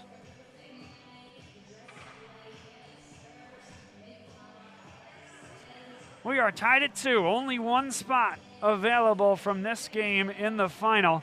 One team will go home and have to await committee rankings and the seedings for if the loser can make their way to the national tournament. We talked to Mike Santos, and he argued that, hey, all three teams, 1, 2, and 3, could be deserving of an at-large bid. Of course, neither team wants to deal with an at-large bid. They want the automatic bid. Winding, firing, that was well off. We are back to 5-on-5 hockey as this one's chipped forward into the neutral zone. Rhode Island lost a stick. And offside was Delaware at 11:41. Certainly, and as we talk about that, I think as we look through, obviously there's an automatic bid at stake for whoever wins in the final tomorrow. I think regardless of that, tough to say what the committee would pick, but I think you're going to have two teams at least from this conference, possibly 3, but again, it all comes down to who gets that automatic bid and then who has to rely on their rankings and an at-large bid. That could have an effect on this, so we will see how that goes. Now a scramble back behind. They sent it right in front, and Briggs got a stick on it. Rhode Island in the light blue, Delaware in the white. And the Rams carry this one forward. Long shot handled well that time by Gustafson. Now Delaware trying to clear the zone as Rhode Island effective on the forecheck. Alex Cudd taken down back behind the play. Harrison Schumann, now he goes down. Zimmer's in the area, unfortunate to whisk that puck away. Dom Guido carries this one forward. Dumps it deep, and he'll chase. The first one on the puck is Dom Guido. Played back to the point. Ivan Sidoriak. That one got all the way through on a deflection. They jam away at it, and Briggs makes the save. Yeah, tip there. Briggs able to come up with the save. Good job from him. Heck of a save. Great positioning here. And you'll see this puck come right from the top of the point. Great job by Briggs. Good positioning and a heck of a tip by Delaware as well. Good hockey all around.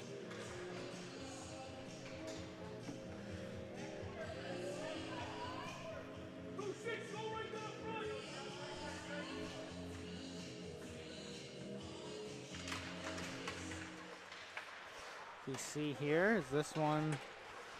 Took a weird bounce. Yeah. Opportunity for Delaware, couldn't get the shot off. Now back to Sidoriak it comes.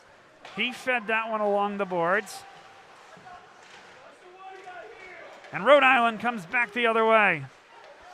Opportunity for the Rams. Ferraro plays it down below the goal line. They lost the puck momentarily. Now they jam away it on the near side boards. Played behind the net by Delaware. Possession here for the Blue Hens, flipped up and out of the zone. Brought down by Justin Barcelo. And Ostrander couldn't quite get there, so it's going to be an icing, an unforced error for Delaware at 9 minutes and 54 seconds to play in the third period. There's an unforced error there. It will come all the way back down the ice as we have just about 10 minutes left in this one. In regulation, that is. Yeah, in regulation. So the way this is going. Yeah. We will see how it goes the rest of the way.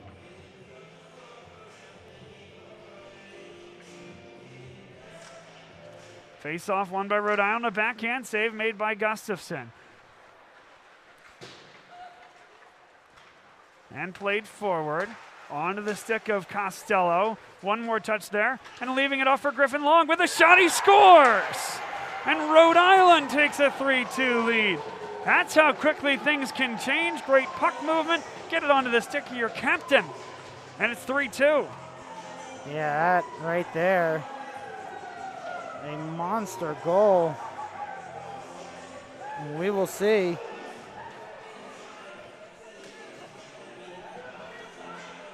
With just 9 minutes left.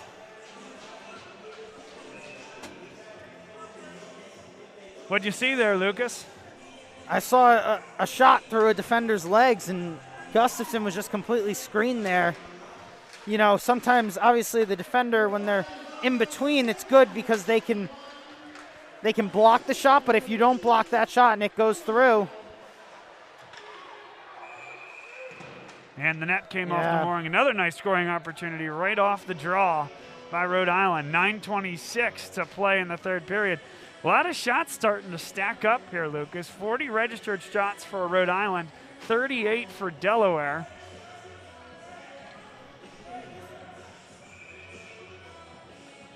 This one's going to come out of the zone here. This is the ESCHL semifinal, the first of two games. Here from Iceline in Westchester, your broadcast team, Bob Long and Lucas Freeman. If you've heard our voices or seen our coverage before, and you're a hockey fan, you might recognize us from Drexel University hockey in the regular season. We bring you all the home games. We've seen both of these teams multiple times. A lot of respect for both of these programs, and thrilled to have the opportunity to be the official broadcast partner of the ESCHL. Thanks to Mike Santos for trusting us with the responsibility. Under 9 minutes to go in the third period, Rhode Island with the 3-2 lead. Delaware is going to need a goal. Meckel working hard, but now it's an opportunity for Luke Judge. Not a lot of numbers, so he'll pull this back. Wait for some numbers as he now takes it below the goal line. Tried to get it back to the point. They're going to send it right in front. Corralled there. Barcelo, a shot into the catching glove of Corbin Gustafson. He didn't get great wood on that one, Lucas. No, it did not. Gustafson able to catch that one. And, you know, there's still plenty of time in this game, 8 minutes left. But, man, if you're both teams, I think your eyes start to creep a little bit towards that clock. URI obviously hoping it moves faster. Delaware hoping it slows down a little bit. So, like I said, plenty of time still here, 8 minutes, but it's certainly when it gets single digits in the third and one team has a lead, starts to trickle into your mind of thought here. So we'll see how both of these teams react. Dom Guido, backhand, big rebound. Good stick there, just at the right time by Justin Barcelo for Rhode Island. Now they'll carry it forward. Jake Drowan. And still has the puck on his stick. Great job there. Has cut if he wants some. Sends it right in front. Couldn't get the tip to put it in the back of the net. Delaware now carries the other way, dressed in the whites. Throws that one past the stick of Ryan Rodriguez. A touch by Briggs, and Barcelo has control. 7 minutes and 50 seconds to play in the third period. And Rhode Island, again, already starting to play a little bit more conservative.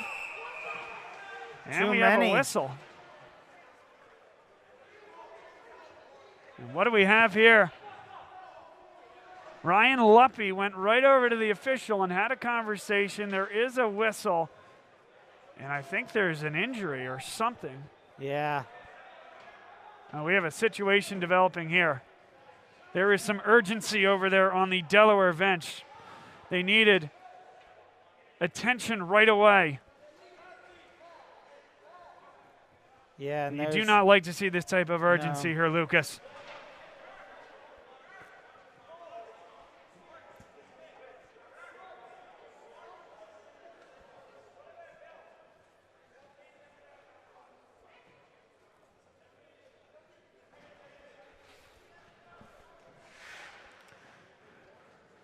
Again, we mentioned the urgency of the situation. We don't know who is being attended to. Perhaps a cut or something like that. You don't even want to speculate. One of the assistant coaches for Delaware.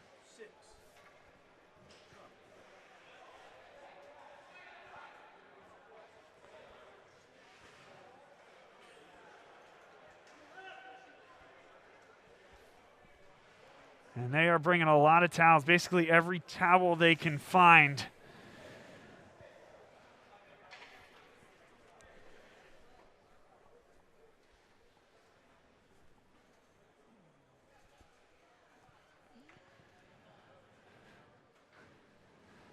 Not a good situation.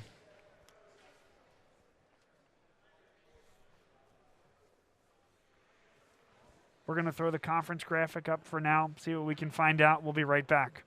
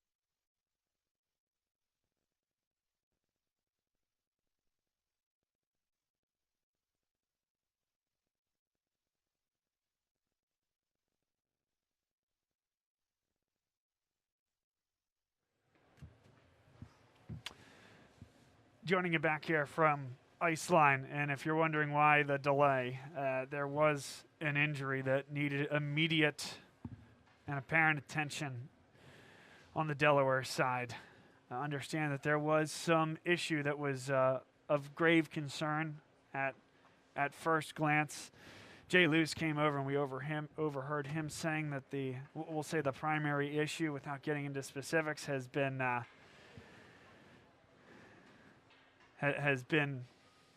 I guess neutralized to some extent. Doctors are over there working on one of the Delaware players right now. So we are in a stoppage at 7 minutes and 40 seconds to play in this third period. It is 3-2. Rhode Island leads Delaware, the least of anybody's concerns right now, though.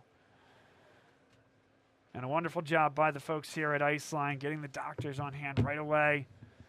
They got one of the assistant coaches across the ice in record time to get as many towels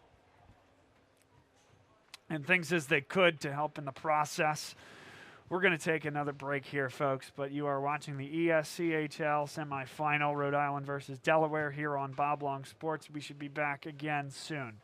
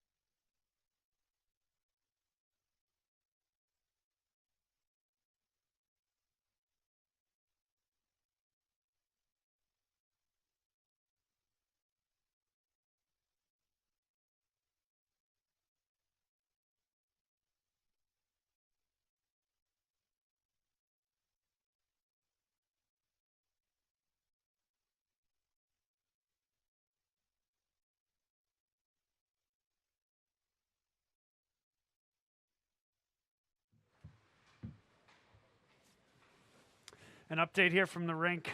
The teams are retiring to their respective locker rooms at this time. Again, we don't know too much of the specifics at this juncture. And we'd have to be careful about what we put out there on the air regardless, quite frankly. We know that one of the Delaware players is hurt. It was a severe injury, something that needed to be addressed very quickly. Doctors are on hand. Teams are retiring to the locker rooms for the time being.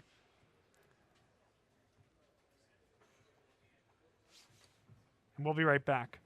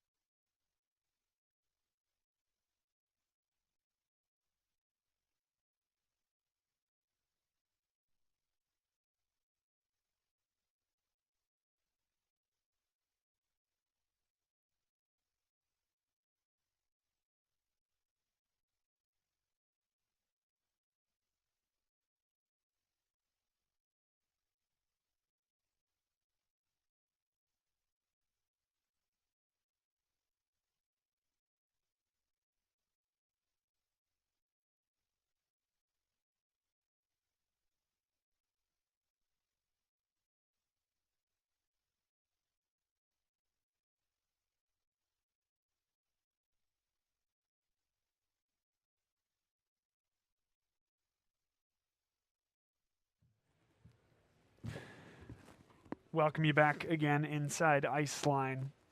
Bob Long here for Bob Long Sports coverage of the ESCHL semifinals. And if you are just joining us, we are stopped here at 7 minutes and 43 seconds to play in the third period. An injury to a member of the Delaware team. At this juncture, electing not to disclose the name of the player at this time. However, he is getting the utmost medical attention. They did get to him very quickly after the injury occurred. There is medical staff on hand. It was a cut. And it is something where they have, to our knowledge, neutralized the bleeding, stabilized the situation as far as we're aware. And we'll be taking this player via ambulance to the hospital to ensure no more issues. Scary situation here at Ice Line. Wish the Delaware player, his family, and the team the best here. We don't know what happens next. We don't know if the teams come out and play the next 7 minutes and 43 seconds. Still some things to attend to. They are taking a look at this player right behind the Delaware bench. And again, just for what we believe the right thing to do is here, not to disclose the name of the player at this time. For those affiliated with the Delaware hockey program, there are many stakeholders within the program, parents, fans, family here.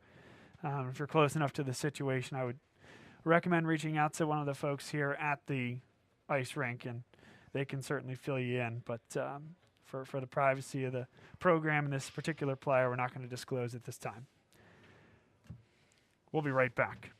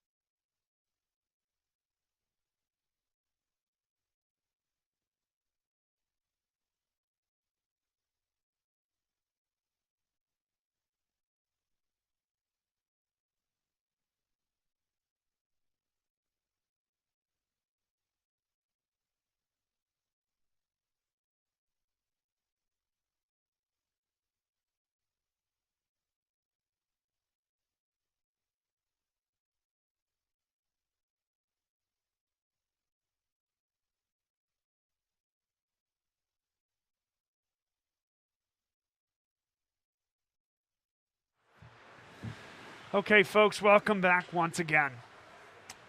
Bob Long here for Bob Long Sports coverage of the ESCHL semifinals. The Delaware hockey team is back out there on the ice. 7:43 remains on the clock, and most importantly, their teammate that was injured has been, as far as we're aware, safely escorted from the building into an ambulance and will head to the local hospital. As mentioned, there was a cut that was severe. But as far as we are aware, the situation was stabilized and neutralized here in the rink. Stony Brook trainer, several other trainers on staff, lots of players on both teams, and even some of the two teams that are playing here in the second game immediately rushed to the scene, applied first aid, and shows how well the hockey community can come together when one of their own is injured, and we hope the best for that player. As we mentioned, and I hope everybody can respect this, we're not going to disclose the name of the player at this time. But if you are directly connected to the Delaware hockey program, like I said, the full contingent of family, friends, and fans are here, and I'm sure you can find out that information if needed. We are just electing to protect a little bit of privacy here, and the prayers continue for the Delaware hockey program and this particular player. We are underway here in the third period. Bob Long and Lucas Freeman alongside. There is a spot in the conference title game on the line. A lot of that seems a little less important right now, but it is Rhode Island 3, Delaware 2. Can Rhode Island get a goal? Griffin Long taken down on the play. No trip called. Perhaps a little mulligan there for Delaware as the officials recognize everything that's going on here. But URI looking to send the puck up the center of the ice. They do just that, gaining the red line. Here's Griffin Long. He's already got one goal. Couldn't slide that by the defender. And an opportunity here for Brian Ostrander. Ostrander with a big save there. Curtis Briggs on the Ostrander shot. This one ripped off the boards, past the neutral zone, but short of icing. Rhode Island will get a change. And a tip south of center ice will allow Delaware to get on the forecheck. Ostrander sends it down below the goal line. Jonathan Shaw will be first to it, but Delaware comes onto the puck. Ostrander rips it around the boards. Down it goes. Below the goal line, an opportunity here for Delaware to continue on this forecheck, but Luke Judge comes up with the puck. Far side of the ice, what an excellent effort from Delaware on this line. An impassioned effort after their teammate was hurt midway through this third period. And Rhode Island struggling to get the legs back under them, Lucas, after a lengthy break. Yeah, certainly here I think both teams just getting their legs underneath them here. You can understand, obviously, your thoughts go elsewhere, but hockey in times like this. But we do have a game on our hands here, and both teams are back out there playing. So Delaware putting up a very passionate fight right now. You can feel the energy they're playing with. There's 5 minutes and 38 seconds to go as that gets to the red line, and for whatever reason, Engelson kind of gave up on that puck. Down below the goal line it comes. Rhode Island has possession. They'll whip it around the boards. Nobody on the other side for Delaware, which will allow Rhode Island to get it into the neutral zone. Chopped on for Ivan Sidoriak here for Delaware. A giveaway there, but good effort by Delaware. Ryan Burns came onto the puck. Has it, into the slot it comes. A shot was deflected and it went just wide on the glove side. And Delaware certainly getting the better of Rhode Island early on here. Caught by Briggs. I don't think that was going to find the inside of the net, but he caught the puck, held it up. 5 minutes on the clock here in the third period. A trip to the conference title game on the line. Yeah, as we see, just about 5 minutes here to go. Delaware is throwing everything they have right now. Gavin Holzer took the face off, but it was won by number 28, Jackson Shevlin for URI. Played forward onto the stick of Shevlin. Shevlin into the offensive zone, lost the puck. Jay Luce on it now. Just chips this one forward. This will come up short of icing. Logan Clavitt plays it along. Numbers here for Delaware on this side of the ice. Opportunity as it comes right in front. It's flicked up, but not out of the way. This will come up to the blue line. It'll be kept in the zone. And Briggs up there to get it. Catches it like a baby. Yes, Briggs able to corral that one there. And I say that, by the way, like you'd hold a baby, Yeah, right? And yeah. kind of got up high and Yeah. lulled it to sleep. Nice job by Curtis Briggs in the net. Yeah, as we see here.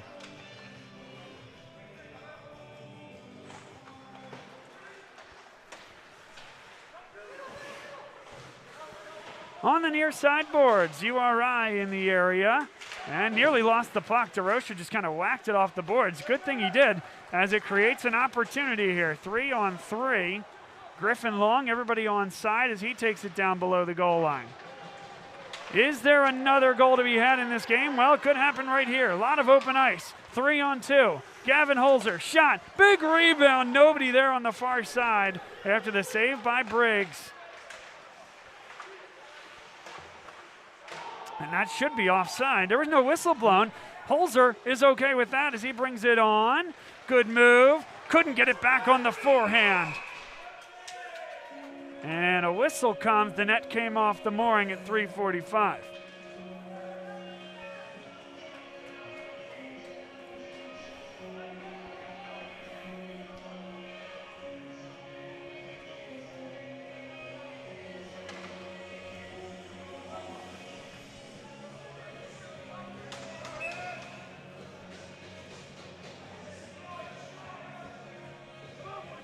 Jake Nema. He's set to take the face-off, opposed by Griffin Long. And that is flipped up, kept in the zone. Ostrander there. Down below the goal line it comes. Barcelo plays it along, and again kept in by Delaware. Whacked off the boards.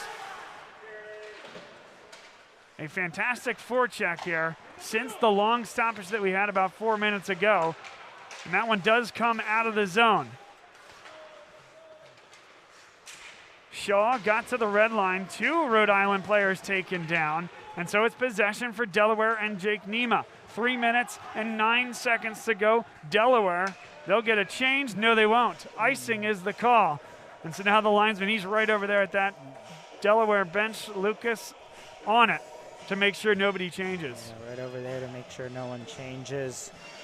As he'll be over there. They'll get the face-off down to the left of Gustafson.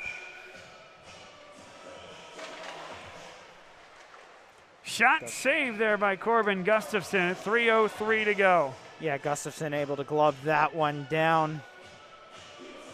3 minutes to go here. If you're on the Delaware bench, it starts to creep into your mind when's Gustafson maybe going to head to the bench. Is it around that minute and a half mark? I think maybe it depends on what the flow of the game is here. Obviously for Delaware, they have to get it down into the URI zone first. 2 minutes and 55 seconds to go in the third period. And that one just whacked deep. Rhode Island more than happy to do that, as long as that opportunity comes around. And it'll come back to the red line. Patience here from URI. And nearly a giveaway, and indeed it is. So that's one they could have just sent down the ice. They elected not to. And the turnover creates an opportunity offensively. Ripping it right in front. There was a man there, but couldn't finish. And that one is out of the zone, so everybody does touch up for Delaware. Deep it goes for Rhode Island. 2 minutes and 13 seconds to go. Third and final period. Delaware needs a goal for an opportunity to continue to play on here. The winner goes to the conference title game, which will be taking place tomorrow at 1:30. Also broadcast here on Bob Long Sports. Under 2 minutes to go. Corbin Gustafson watches, but remains out there on the ice for now. Briggs touches it once. Gustafson is still out there. And that one out of play. And yeah, the faceoff's going to come outside the zone based on the touch by Delaware at 1:45. And I think Delaware is going to try their timeout here. And indeed, you see the T being signaled from that Delaware bench, dressed in white here today. So walk us through, Lucas. 105 seconds left in this game. Walk me into the huddle from your time as a past player on each of these respective benches. Yeah, I think on the Delaware side, they're trying to drum up here how they get the puck deep and then how they get Gustafson out of the net. If he's probably going to be halfway, if not more than that already. URI just trying to hammer in, as you can see, Coach Augustine from here, I think telling his team, get it up, get it out, get it deep. Everyone gets a chance to catch their breath here. Obviously varying feelings on either side of the bench. Delaware looking for that goal to continue on. And URI looking to just hold on to this one here. These teams were tight in the standings all year long. URI beat Delaware in two very tight games down the stretch.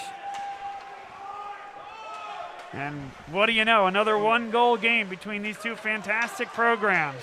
URI got it out to center ice, and they'll send it all the way down, back around the backboards. Gustafson has to stay in the net for now. 1:26 to go. He starts to glide out of his crease, and here he comes. And that one went off the netting, off a deflection, so an offensive zone face-off for Delaware. They'll have 6 men on the ice with 1 minute and 21 seconds to go. As we see here, is just about 80 seconds left in this one. Can Delaware find that goal that they need? Certainly most in this arena. Here to see Delaware holding their breath. They score! Off the face-off! Ivan Sidoriak. And just as I say that, this place explodes. A great shot, beats Curtis Briggs on the blocker side. And just as we say that there, Delaware finds the goal. Their bench goes wild. An emotional goal there for Ivan Sidoriak and Delaware after the injury. So there's still a lot of time here, Lucas. Gustafson, of course, back in the net, 1 minute and 10 seconds to go in the third period.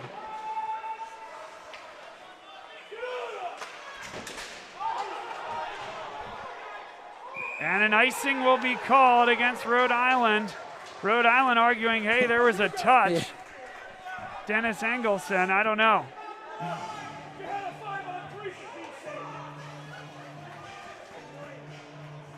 And this one will come all the way down into the URI zone. And Delaware, man, if you're URI here, obviously, I don't know if Coach Augustine would think of taking his time out. You got, obviously you can't make the change. Delaware has all the momentum right now, and it looks like, yeah, he is going to take his time out, just as I was saying that. You could almost feel it there. I think you got to do something to try to maybe calm it down a little bit, all the momentum with Delaware. And still a full minute to go here in regulation. And I know it wouldn't have been an odd man. It would have been 5-on-5, but, man, you could just feel Delaware waiting for that face-off. I think they are feeling it now.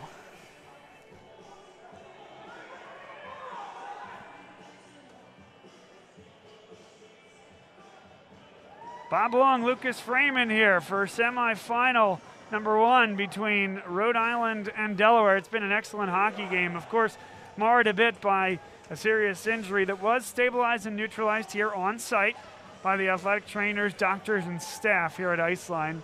Give them all the credit in the world. It was a Delaware player that was injured. We had a lengthy break.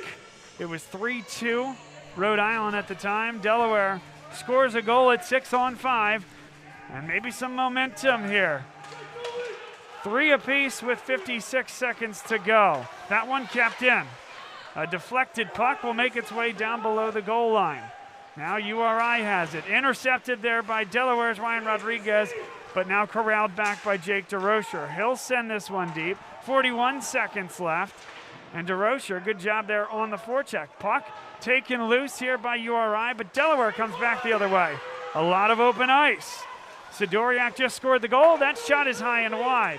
Comes back to the point and kept in right there. 24 seconds left. DeRocher whacks this one across the ice. And an opportunity here for Rhode Island. Here we go. Final 17 seconds, and he was offside. Thomas Fagan offside with 15 seconds left.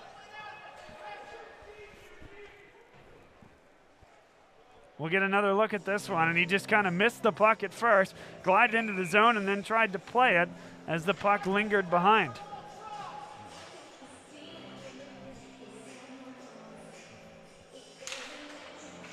Well, the Drexel versus Stony Brook game is scheduled for. There's going to be, that clock continues to run. There should be at least a second and a half more there.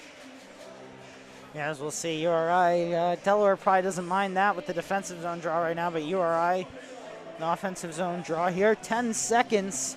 I think what you're going at, Bob, is the Drexel Stony Brook is scheduled for 2 p.m., but that certainly is at risk, to say the least, right now. Yeah, now will they cut this ice in between? I think the plan is yes. Final 4 seconds. Down to 2, down to 1, and we are going to overtime in game number 1. Rhode Island against Delaware. Heck of a game thus far. Yep, and it looks like they are going to cut the ice, so we will have a pause here. We'll take a break, come back on the other side. Overtime is next here on Bob Long Sports.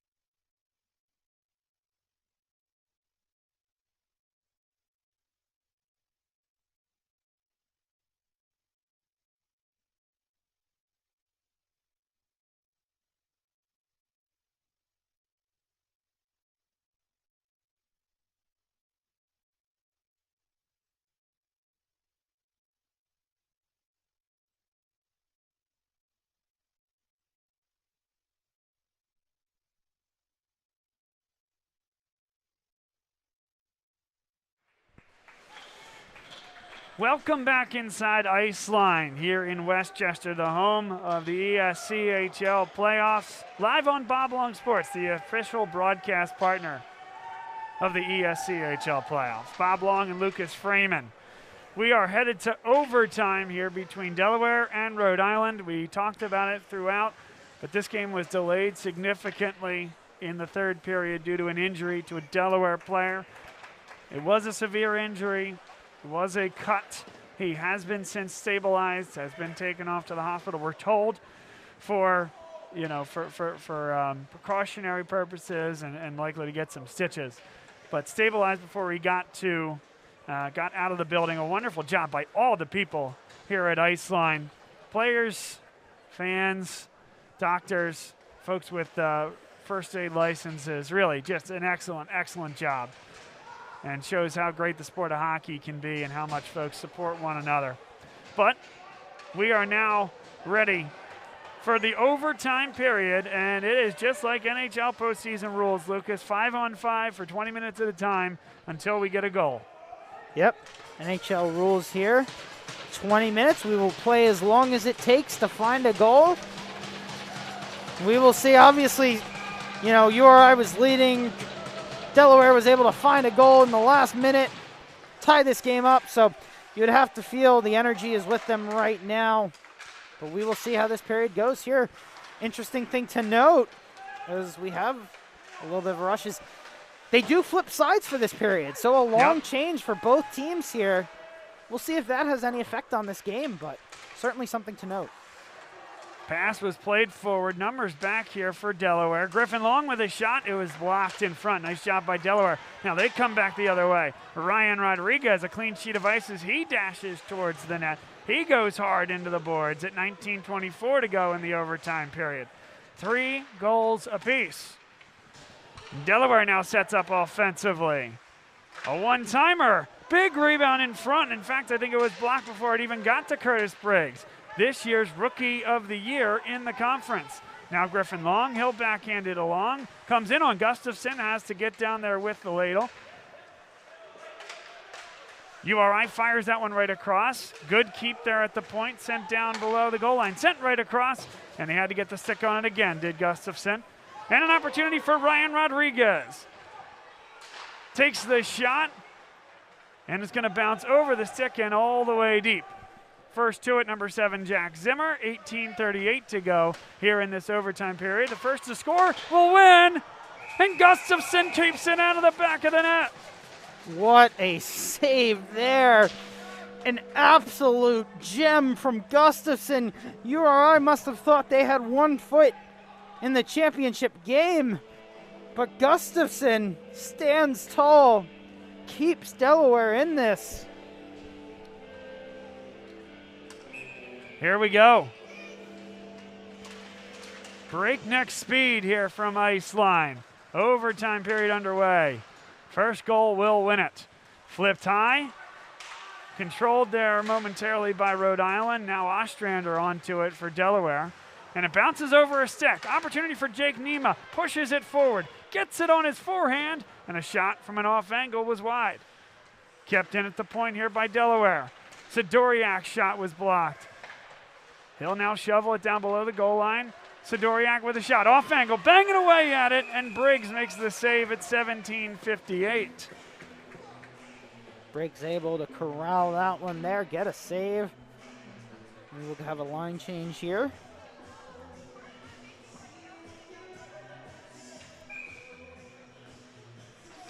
We will see.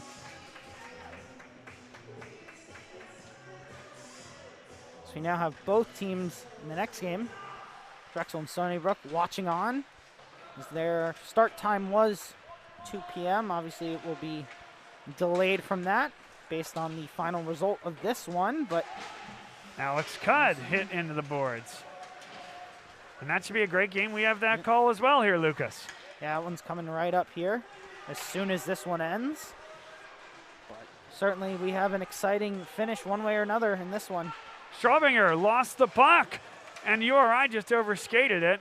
It's going to come into the neutral zone. Could have been an opportunity for either team there, and nothing really occurred. Just kind of filleted out to the neutral zone. 17 minutes and 16 seconds to go in the overtime period. Carried on, shot, and up and into the netting. We get a stoppage at 17:09 to play in the overtime.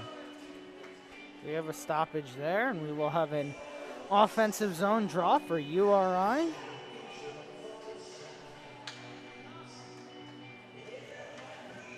They did a good job early on, winning a lot of faceoffs. Been a key to this team's success over the course of the year. Yep. Jackson Shevlin set to take it, opposed by Gavin Holzer. And Rhode Island's going to come up with the puck. Ferraro back there has it on his stick now. So he tries to wrap it in front, comes all the way back. There's a shot by Barcelo, and it was deflected.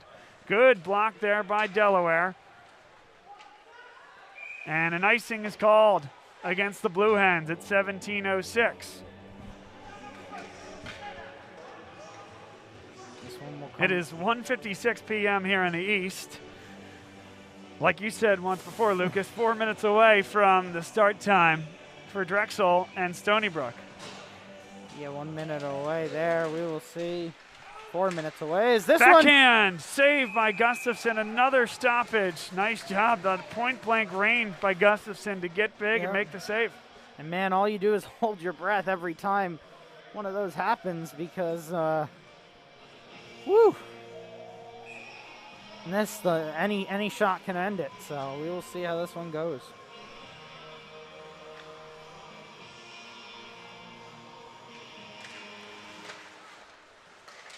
Barcelo keeps it in the zone. Shaw now will send it below the goal line. Sidoriak couldn't clear. Right in front, nobody there. Only Ryan Rodriguez for Delaware.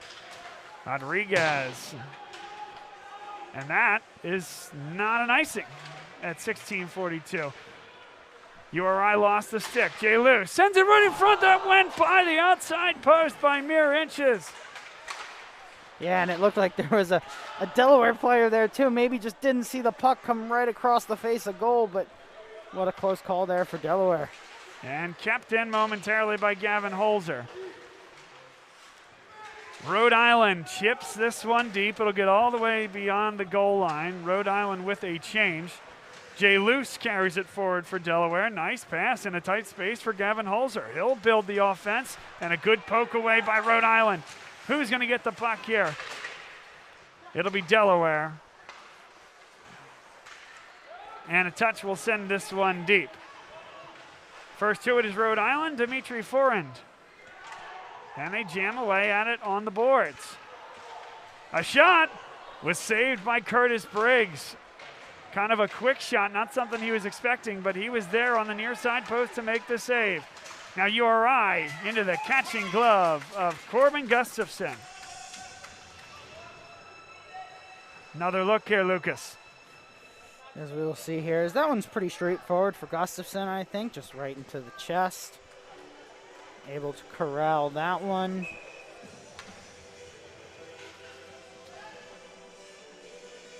Kevin Canizet in the faceoff circle for Rhode Island, and it's won by Delaware. Emmerich, and it is out and flipped back in, so this should come outside the zone without a tip. Yeah, this one should come all the way out here.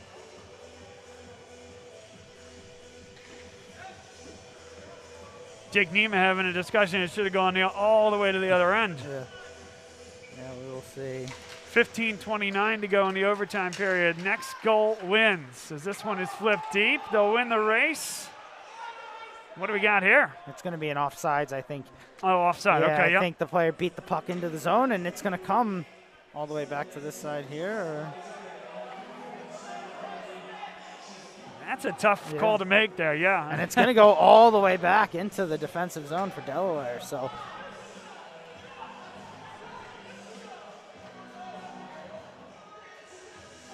Now a conversation occurs between the two officials and one linesman. And now all four.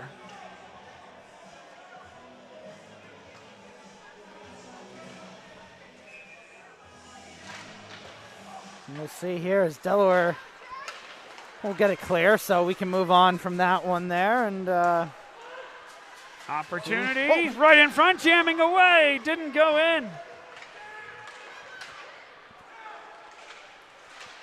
Delaware working hard on the forecheck. Looking to get that game winner and to advance to tomorrow's final.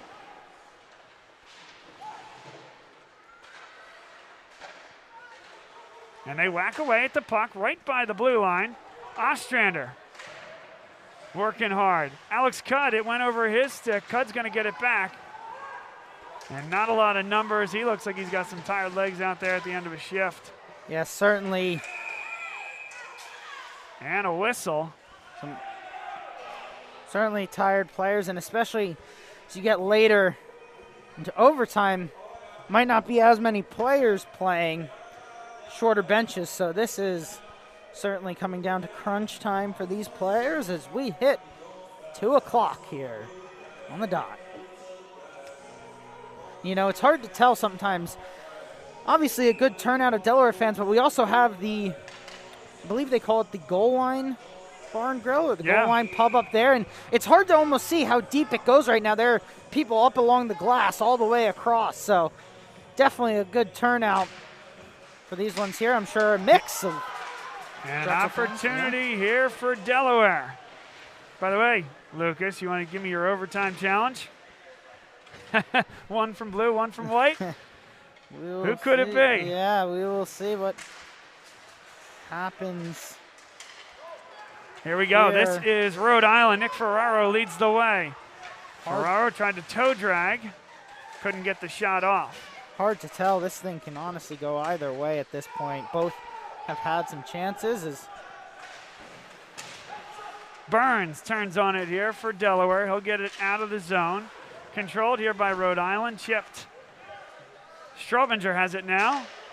And Strobinger got a touch there from Zimmer, and they will get that full change at 13:40 to go in the overtime period. It is 3-3. And that one's covered up by Gustafson. He covered it, so that should not be an ice. Yeah. Well, here's the discussion. It came off the backboards, and so it is going to count as the ice.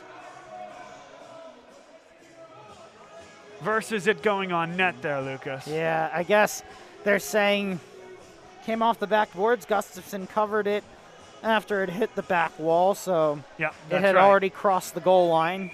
That's exactly right. That's a good call. Yep. Good conversation there and adjudication. Kind of like an offsides as well when it goes into the goalie. Right? Once it's crossed the blue line for offsides and hits the goalie, it is dead as well. So here is Ryan Rodriguez.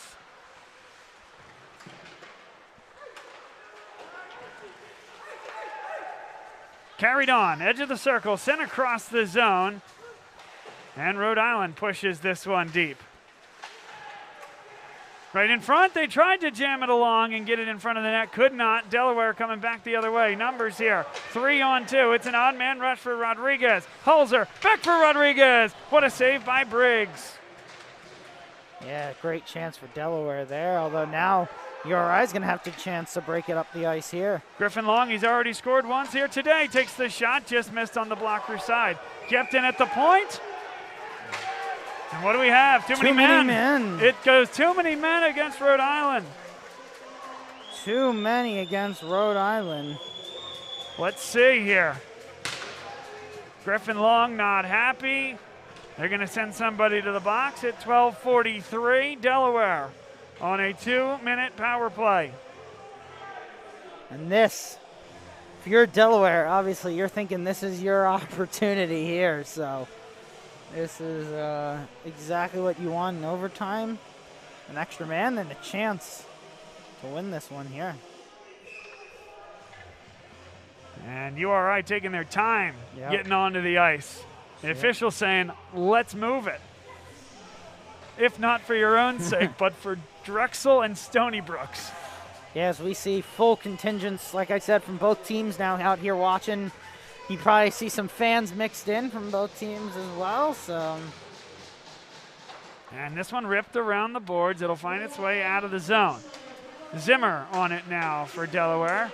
Played along and a giveaway. Delaware able to poke it right back onto the stick of Jake Nema. Nema and Zimmer now working in their own defensive zone.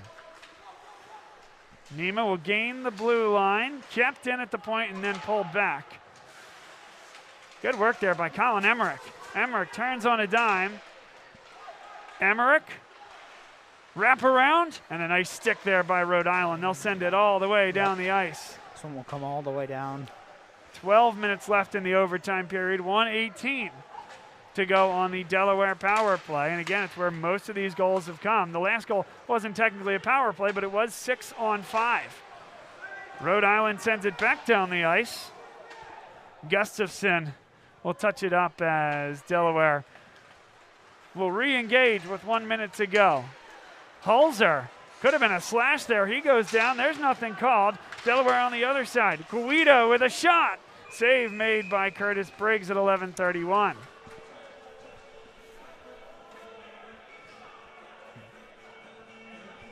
We got overtime hockey here for everyone tuning in. It is 3-3 in the first OT period. We are just about 9 minutes in between Delaware and URI. Delaware has 50 seconds left on this power play here. Sidoriak plays it along the near side glass. Flipped across to the top of the circle. Great look for Sidoriak. They score! And Delaware is off to the final. It's Gavin Holzer with the goal. Sidoriak in there on the assist. Delaware 4, URI 3. Blue Hens to the final.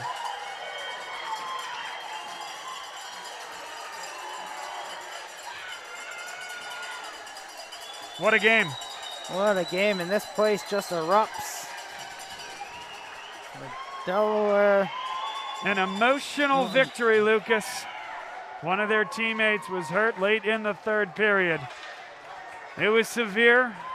It was a significant injury. The injury was stabilized here in the rink. He was taken off to the hospital, but all indications were that he left in a good and stable place. Delaware came back after a long stoppage. Got the game-tying goal at 6-on-5 in the last minute. Came back after the intermission for overtime periods. And, wow, what a goal.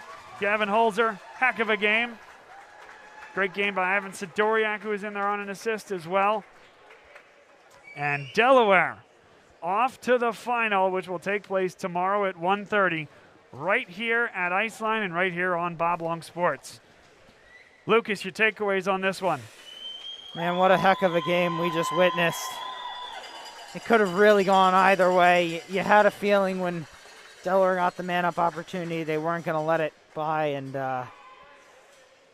they took advantage there, got the power play goal, and they will be in the finals tomorrow.